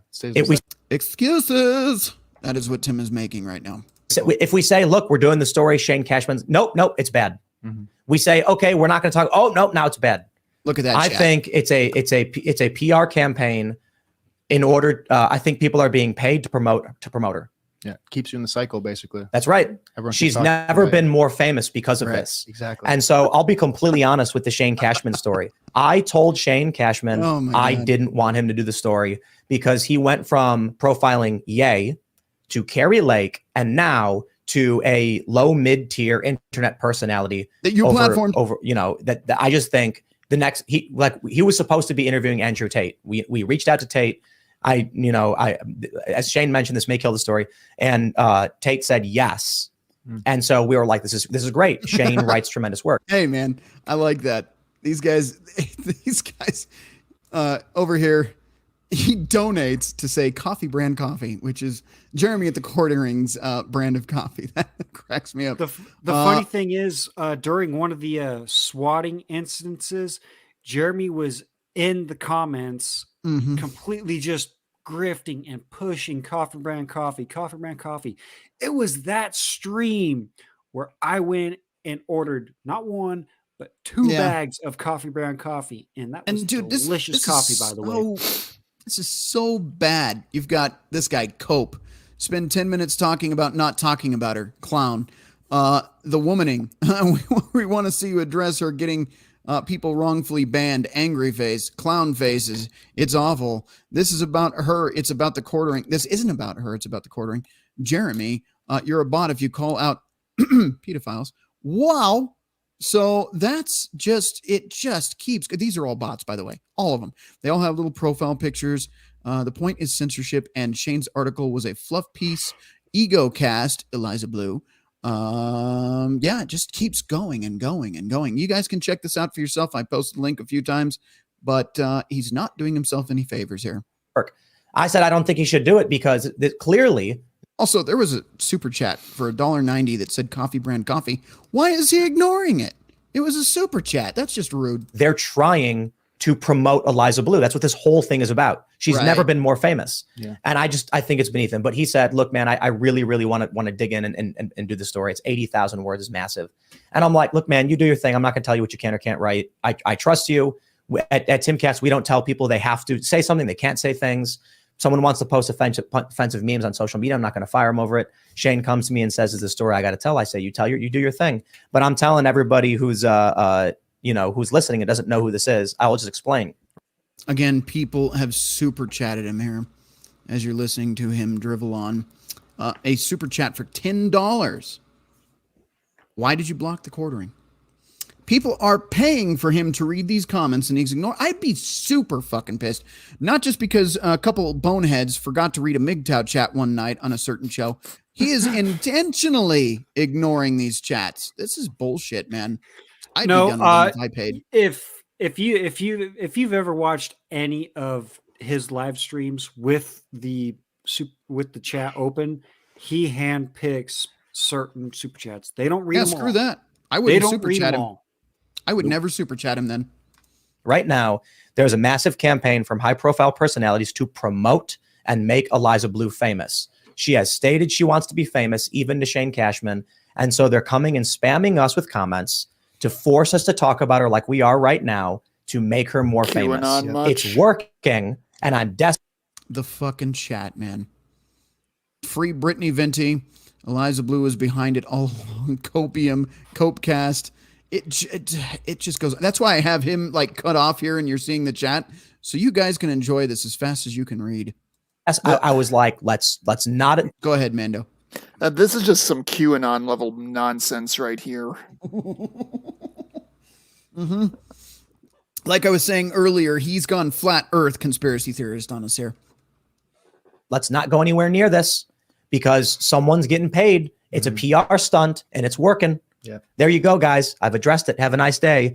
And then all of these other people who I know. Yeah, even the way he's talking here, Crusader, this is where you could jump in because I feel like we've shortchanged you on analysis tonight. Oh, no. Well, yeah, go ahead. What he's talking about does actually exist. There are firms that actually do that. Mm-hmm. And it sounds like he has somebody who's working for him that basically pushed this story to the front end and mothballed other stories. This is let's specifically look at his tone, his attitude, his body behavior. Like he's annoyed. I don't want to lead the frustrated. Yep. Yeah. And the thing is, he's annoyed that he's getting these questions. He's annoyed that he has been painted into this corner. Now, everybody's looking to blame Tim. Tim has said repeatedly he doesn't tell the people who work for him what stories to chase down, what to write, what to do. He leaves that up to them. Somebody else who works for him wrote this 80,000 word, article about this woman. Yeah. My question is, was this person approached? Were they offered a kickback? Were they offered some kind of a deal, some kind of a special? Why would somebody just go grab a low tier internet personality that is, ready for box one in Catland? Yeah. All of us, I mean, what are the odds that this one individual gets, written about and then brought into one of the largest podcasts on YouTube. Right. Yeah. What? Well, and see, if you follow the timeline, what had happened was, Tim had her on the show. Yeah. And then the quartering started addressing it. You had the Eliza files or whatever he was calling it. You then had Brittany Venti, Yellow Flash, and everybody else carry on about her, make several videos, which you guys should check out if you're interested in this video tonight. I'm asking you to do your research and due diligence. Don't just take my word for it. Trust but verify. Then Shane says he wants to do an 80,000 page report on it. Okay. So that's the thing. This is after Tim platformed her and people started exposing her that he was willing to do the story.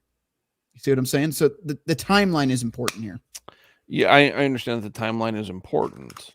However, what are the odds that this person how does a no-name has been or never will be ever just randomly show up on his podcast? How does that happen? The $1 million question.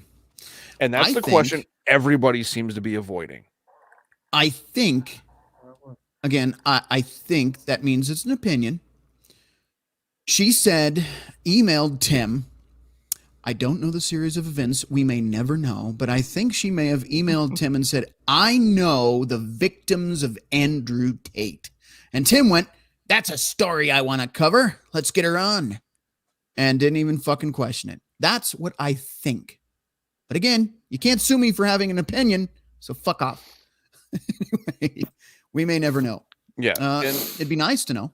Yeah. And I've spoken with many people that I had a neighbor who was a reporter, and you know how many times he's told me about different things that people said, oh, I know this, I know that, and they poke holes in the story and it falls apart and it collapses. So you think that they're just going to hop on, oh, I know somebody that wants to remain. No, they're not going to do that. Yeah. There has to be something that spearheaded this. It's the fact that she name dropped somebody who's currently relatively big in certain spheres that are trying to be, or that certain elements of the media are trying to zap. Dude, I swear to God. And again, opinion, like MGTOW's saying, this goes back to what I was saying. At the time, Andrew Tate had been arrested, I think maybe 2 weeks prior to this. Everybody was talking about Andrew Tate, and now everybody's talking about Eliza. And why did this start? Because Eliza said she knew the victims of Andrew Tate. You see my tie-in here? Yeah. Again, just my opinion, but Tim jumped on the opportunity to cover a huge, we can expose Andrew Tate. This will bring in millions of views. Again, opinion, but why the fuck wouldn't you? And this is where, I mean, this is somebody who was really never they may have had bit parts here and there in media, social media, or network media, whatever it may be. I mean, how all of a sudden are you just going to take somebody and just drop them right in the middle? And this is the question that I have, that nobody can even provide any evidence. Yeah. How did this no-name individual just wind up being on one of the largest podcasts on YouTube? Right. I mean, can I just email Joe Rogan and say, hey, Joe, I know someone who's familiar with F-22 Raptor pilots and how, somebody popped a balloon. Is that going to get me on Joe Rogan? I'm sorry. They're going to poke so many holes in the story like that I wouldn't even get a 5-minute phone conversation. Yeah. I'm going to go through these chats again really quick, but finish your point first. Sorry. But, we've spent over 3 hours going over this. Yeah, he screwed up. He made a mistake. He brought somebody on he shouldn't have. He didn't apologize to his fan base. He insulted his fan base, made a big ass bonehead move. Okay, we understand that. Right. No matter, we can look at his chats, we can look at this, we can listen to how many different things. Yeah, dude screwed up and pissed off a lot of people who were loyal and were following him for quite a long time. Yeah. Because of a no-name person. Mm-hmm. Me. Yep. That absolutely. We keep circling around that same point, and there are so many questions we don't have the answers to yet. Yeah, and we may never have the answers to. Yeah. Nope. I want to catch up on this chat here really quick because you guys have been blowing it up, and I appreciate you. That means you guys are still watching, so thank you so much. Thumper, the sweaty fat guy. I'm going to let you guys answer. I'm going to abstain. Thumper, the sweaty fat guy. Okay, serious question. Who is hotter, Selma Hayek or Sophia Loren in her prime? Starting with Crusader, and then MGTOW, then Jimmy. Off the hip. What do you think? I gotta say, Selma Hayek. I had a crush on Selma Hayek when she first got into Hollywood. There you go. I'd have to go with her. MGTOW, your answer? I would have to actually take a look at a couple of photos to really be able to answer that one. Sorry. Fair enough. And Jimmy? Same here. Those two names don't ring a bell. Yeah, all right. Edmund 209. Sorry, Jimmy, for missing the stream. You did a few days ago. I got busy playing games and working. So there you go. No worries. I don't think Jimmy is too offended. Not at all. All right. Channel 1-800-DUMB. Tough thump. Yeah, that is a tough question. Jackal Hunter. Anybody say nervous stuttering? Mm-hmm. There is a lot of that going on in that episode. Anyway, channel 1-800-DUMB. Sophia Loren, being not my generation, I would have to go with Salma. Or, yeah, there you go. Thumper, the sweaty fat guy, should start a channel called EgoCast. Do it. All right. Channel 1-800-DUMB. Yes, Thumper. Egotistical. Coloss Prod. Same here. Team Selma. LOL. Thumper, the sweaty fat guy says, then make live streams and talk about how incredibly sexy I am, completely sarcastically. Dude, you should definitely do it just to do it. All right. Mr. E says, Salma, I like my Latinas. Thumper, the sweaty fat guy says, Anne Margaret or Jennifer Aniston? Crusader, shoot from the hip. Which one? Oh, are we talking Anne Margaret in her prime or? Let's assume.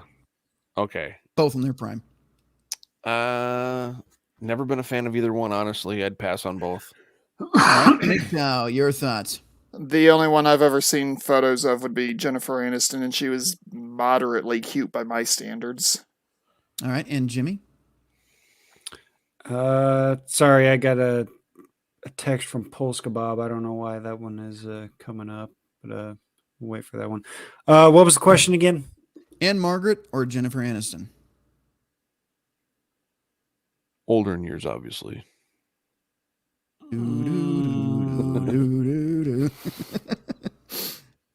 gonna have to go with Aniston. I will go with Aniston as well, and we'll move on. Edmund 209. The Earth is not flat; it's hollow. All right. No, it's actually surrounded by a gigantic ice sheet. According the core to the next... is reversing. By the way, does every 70 years. Apparently, it has completely stopped by now. Cool. It stopped in 2010. I'm down with that sickness. Anyway, channel 1-800-DUMB. Anne Margaret, all the way. I know she is my grandmother or mother, but I don't care for Aniston. Never did. Okay. Nope. Channel 1-800-DUMB. Thumper, Halle Berry, or Jessica Alba? Alba. Easy. Alba. All right. That was an easy Unanimous. one. Jessica did a gangbang vid. All right. Yeah. Spicy. All right. And that's Mr. E, by the way, that said that. Thumper, the sweaty fat guy, Jessica for me, but Hallie would not get pushed out of a three-way. All right. Polska will have to check that after the show, unfortunately, just because we are coming up on way past when this should have been over. So if you can send that to me in a text, I would appreciate it. Or email RedPillRhino@hotmail.com. Either one, just so I don't miss it, because I'm going to go to bed after this and probably forget it was there. No offense, but that's just how it happens. Channel 1-800-DUMB just laughed. And Polska Bob, Tim was fucking her. That was my theory, but we cannot prove that. Channel 1-800-DUMB. I'm torn between those two, Thumper, the sweaty fat guy. LOL, please, the three go. Okay. Coloss Prod, come on. I'm the only one to subscribe to Jimmy Bones since he posted the link. He has 50 subs now. Let's go. I agree. That's Let's why I said 200, not 100, because I looked at it, I was like, oh shit. He doesn't want the tattoo. That's why we need you to promote him. And it's for Aniston. Like I didn't sign a contract, so I didn't. There's Write up some other only write up social some pressure. other punishments. Only social Write up pressure some for other the rest of his life. punishments, and we'll talk. All right, Mr. E for Aniston. Hashtag no eggs. Nice hammer reference there. Very good. Polska Bob. Link is from Star Wars Girl. Oh yeah, she covered that as well. Come to think of it, and I've just highlighted every chat, which is extremely irritating. So how do I undo that now? Damn it! All right, there we go. Where are we in the chat? Channel 1-800-DUMB. I'm torn between those. Oh, wait. No, I already read that. All right, Thumper the Sweaty Fat Guy. Did you guys see the Playboy chick Tim had on? I'm pretty sure he was nailing that tale. I did not see that episode, so no, but probably. No. Would you? I don't know. Nope. Channel 1-800-DUMB. Nope. Channel 1-800-DUMB. No, I've been subbed to Jimmy for a minute. His link on my page with 104 others brothers. Ooh. All right. So you may be getting attention there, Jimmy. I do want to say one thing. This is kind of a half joking thing because things have been slightly more serious than I think we've been trying for, generally speaking. No, I have to be serious tonight. I have to assume that anything that's even moderately equivalent to a natural female is getting nailed to the wall in that house somewhere before or after the stream. Probably. All right. And moving on from there, Mr. E was referencing Hammerhand. I did catch that. Let's see. Thumper the Sweaty Fat Guy. Yeah, and every girl I mentioned has no eggs. That is true. All right. Channel 1-800-DUMB. Yep, even Jessica is by now dark anal. Oh, my God. Colossus Prod laughed at that. Channel 1-800-DUMB. Glowy Nate. ... Not sure who the Glowy is. Nope, not me. Nate's the Glowy, apparently. I was the Glowy for a while. I still even have the FBI logo that I can pop up on the screen for that reason. Nope, right. I don't glow. If you guys don't know, you guys don't know, but we had some fun there for a few weeks with some trolls. So, Jackal Hunter, Eliza maybe saw Tate being front page news, wanted to jump on the attention train, and maybe she fucked him in the past. See, everybody's kind of getting on that maybe, and that's why he's not wanting to address it. Anyway, Thumper the Sweaty Fat Guy. Yeah. Thumper the Sweaty Fat Guy, you asking about Andrew Tate. He was a champion kickboxer. That show, Rogan knows about him. He was before he was on the YouTubes. Channel 1-800-DUMB, Mockingbird on YouTube. All Sock Med brothers. I'm not sure what you mean there. You'll have to clarify. He also says Tate did have a big social footprint. Yeah, that's the thing. He still does. Even behind bars, he still does. I fear they will tie him to us, though. That I pointed it out to Chronic because Chronic's the first to say he has no chin, he's beta, blah, blah, blah. I said, Chronic, it doesn't matter. What you got to understand is putting him in a negative light. If he's a target, everybody down the line becomes a target in that same space, the Manosphere, Red Pill, MGTOW, whatever you want to call it. Yep. We're all targets. If they can take out the big guy, which, quite frankly, as far as I know, he has the most money to throw around of any of us in the creator space that I know of in the Manosphere. So if they can take him down, what's to say they can't take us all down? Anyway, that's my fear, and that's why I told Chronic that in a chat a few weeks ago. Jimmy, check your text. That was Polska Bob. You did see that. And going to move on down. If I skip some of you, I am sorry. Jackal Hunter, searched all of them, ladies. Get a solid note. Jackal, I'm starting to think you may be like one of those I don't know, one of those things that reproduces on its own. You know what I mean? In the animal kingdom, what is that called? Asexual. Yes. Any woman you show Jackal, he's like, that's a 2. That's a 1. No, definitely not. Wouldn't even touch that. I'm like, Jackal, there's got to be something that gets your attention. Where out in the universe? Hang on. Jimmy, Rhino, did you ever watch Star Trek Deep Space Nine? Yes. No. Nana Visitor or Terry Farrell? I'm going to abstain, sir. I'm going to abstain. Oh, let's see. No, Crusader, you know where this is going. No, I don't even know. I never watched any of those shows. Damn it. From the way you reacted, I assumed you had at least seen one of them and knew where this was going. Nope. Because outside of In makeup, both of them were fairly attractive. Outside of the makeup, they were very attractive. All right, here's one. Here's one for Rhino and Jimmy. Terry Hatcher in her prime, or Elizabeth Hurley in her prime.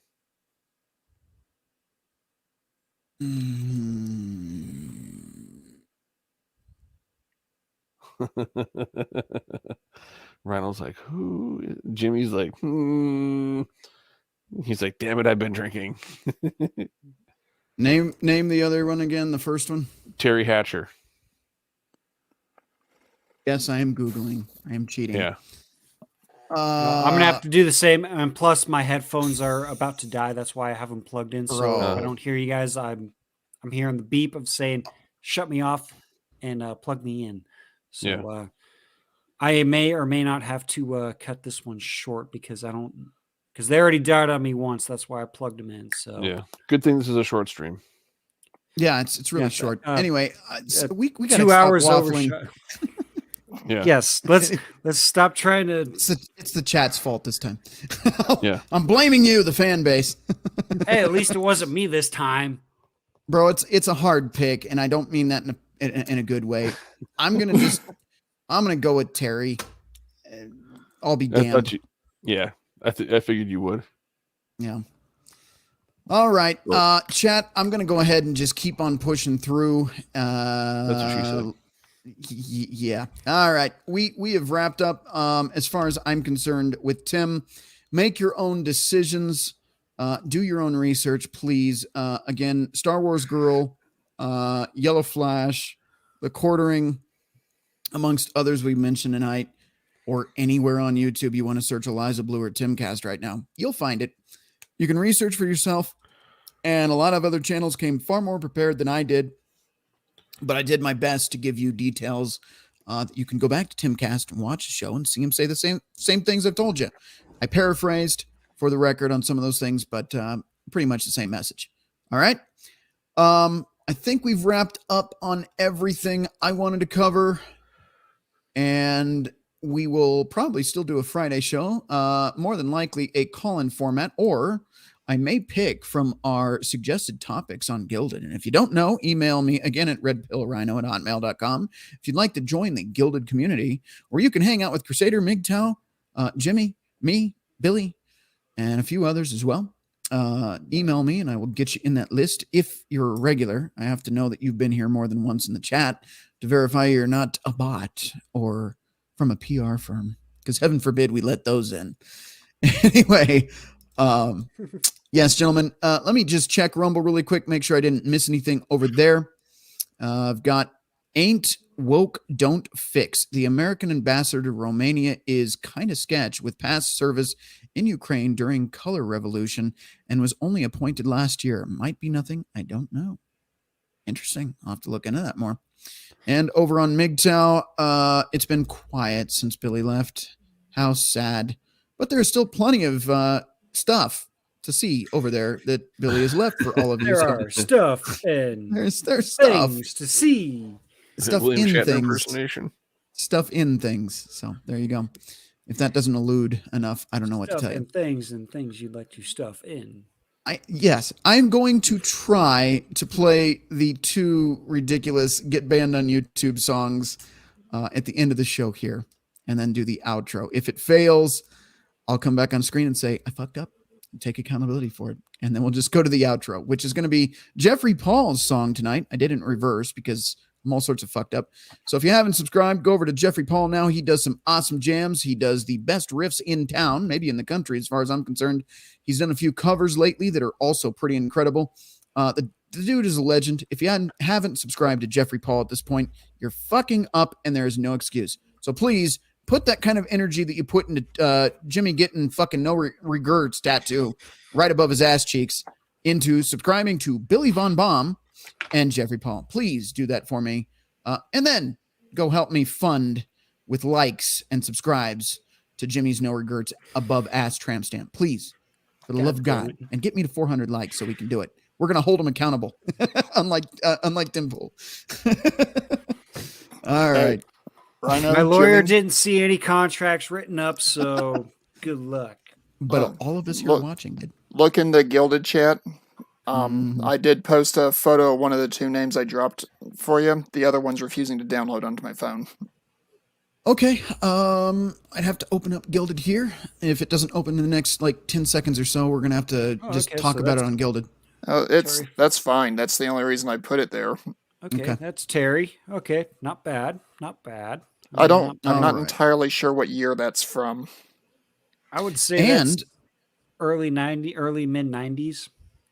Just to finish off the chat here, I really appreciate it. Klaus Prod says, the new guy will be back next time. See you, brothers. That is awesome. That is a new sub, and I much appreciate it. Oh, yeah. Thank you for watching all the way to the end, because this has been a fuckfest of information tonight, so I appreciate you being patient with us. It's supposed to be an hour long. I said that to the guys before the show, and here we are, 3 hours and 30 minutes, because I just don't know when to shut the fuck up. So... All right, guys, thank you so much for viewing tonight. If you cannot find me here because Susan has called me a bad boy and put me in jail, bad boy, you can find me over on Rumble, MGTOW, Twitch sometimes, and Odyssey. But if you really want to watch me live and not wait for the next day, Rumble, RedPillRhino, or MGTOW.tv, again, RedPillRhino. Pretty easy to find me. Please join me over there, especially because sometimes I end the show halfway here and go over to New Tech. So you may want to check those out. It is a lot more fun over there. Plus, if you go to MGTOW, you get a show. So it's like movies in a show, right? So there you go. All right. And I will say there may be a third place. If you can't find Rhino, I'm sure he will be more than... On OnlyFans. I was going to say more than happy to be a guest on my shows. But or only grands. Okay. All right. Thank you, motherfuckers, for sticking through. And yes, I might think about joining Jimmy's No Regrets Waffle House. So,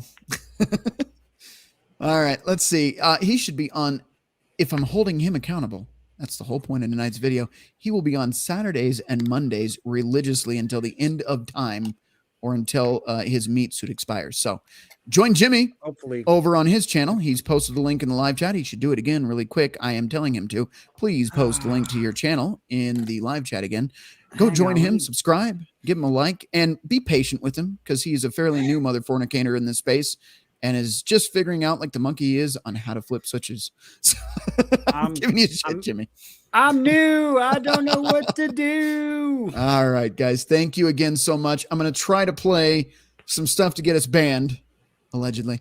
And if it doesn't work, that'll be the end. I'll just go to Jeffrey Paul's epic song with Billy Von Baum's deepfake of me as a character in the show Vikings, which it's an awesome intro. I don't know why I did it in reverse tonight. I just felt like it. So I'm going to take these guys off. We'll do the after party. If you would like to join the after party, I will be there only for a very, very brief period of time because I am fucking tired. Heard that before.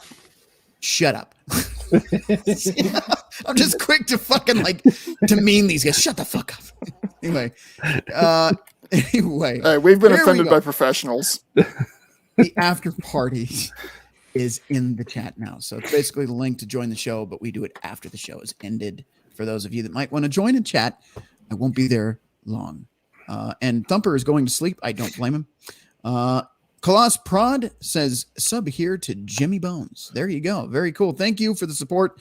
And I'm glad to have you aboard as a new subscriber. It is badass to have your support. Thank you, sir.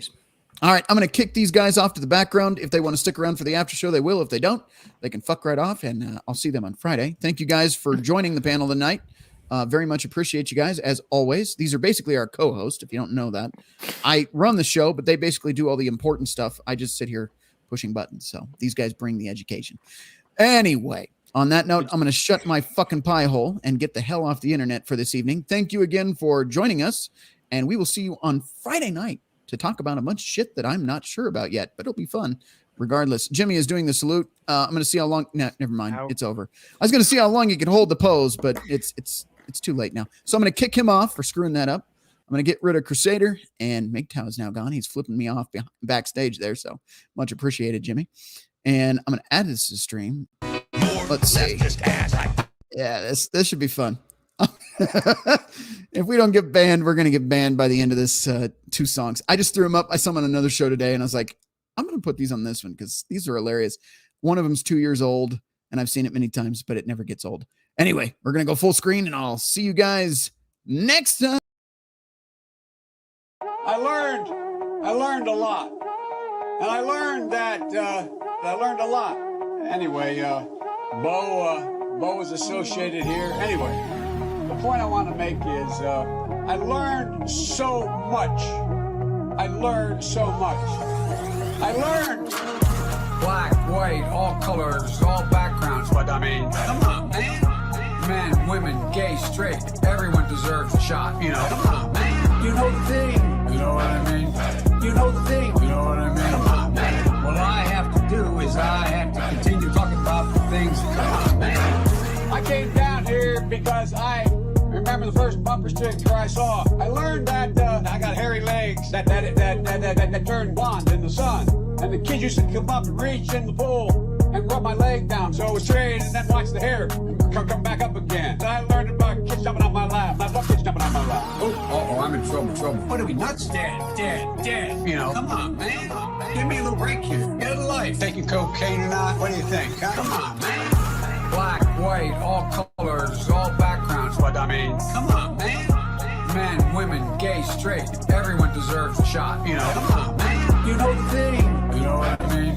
You know the thing. You know what I mean? Come on, man. You have a problem figuring out what you're from or from, and you ain't black. Come on, man. The Corn Pop was a bad dude, and he ran a bunch of bad boys. I can hardly wait to meet with that guy who is the stable genius. Come on, man. I am very willing to let the public judge my physical and mental my physical as well as my mental fitness. Come on, man. Poor kids are just as bright and just as talented as white kids, wealthy kids. Come on, man. I mean, come on. Take a look at the record. I know a lot of weed smoking. Come on, man. Black, white, all colors, all backgrounds, but I mean, come on, man. Men, women, gay, straight, everyone deserves a shot, you know. Come on, man. You know the thing. You know what I mean? You know the thing. You know what I mean? Come on, man. Why the hell would I take a test? I am, come on, man. I will your leftist ass like corn on the cob. I'm ready. I will eat your ass. I will your leftist ass like corn on the cob. I'm ready. I will eat you. I will eat your ass. My children aren't going hungry. I'll do it. I'll drink your blood. And I'm starting to think about having to eat my neighbors. You think I like size it up? I'm gonna haul him up that chain. Chop his ass up, size it up. I'm gonna haul him up that chain. Chop, chop, chop, chop. I will eat your leftist ass like corn on the cob. I'm ready. I will eat your ass. I will eat your leftist ass like corn on the cob. I'm ready. I will eat you. I will eat your ass. I'll barbecue your ass flat. I will cook your ass up so fast. And I'll tell them, oh, I killed a cow out back, baby. You think Christ would eat somebody? He would never do that. I will. I'm ready to hang them up, gut them and skin them and chop them up. You know what? I'm ready. I will eat your leftist ass like corn on the cob. I'm ready. I will eat your ass. I will eat your leftist ass like corn on the cob. I'm ready. I will eat you. I will eat your ass. I will eat your leftist ass like corn on the cob. I'm ready. I will eat your ass. I will eat your leftist ass like corn on the cob. I'm ready. I will eat you. I will eat your ass. And that's why I want the globalists to know. I will eat your ass first. I swear to God, if it's the last thing I do, I'm gonna get my hands around your throat.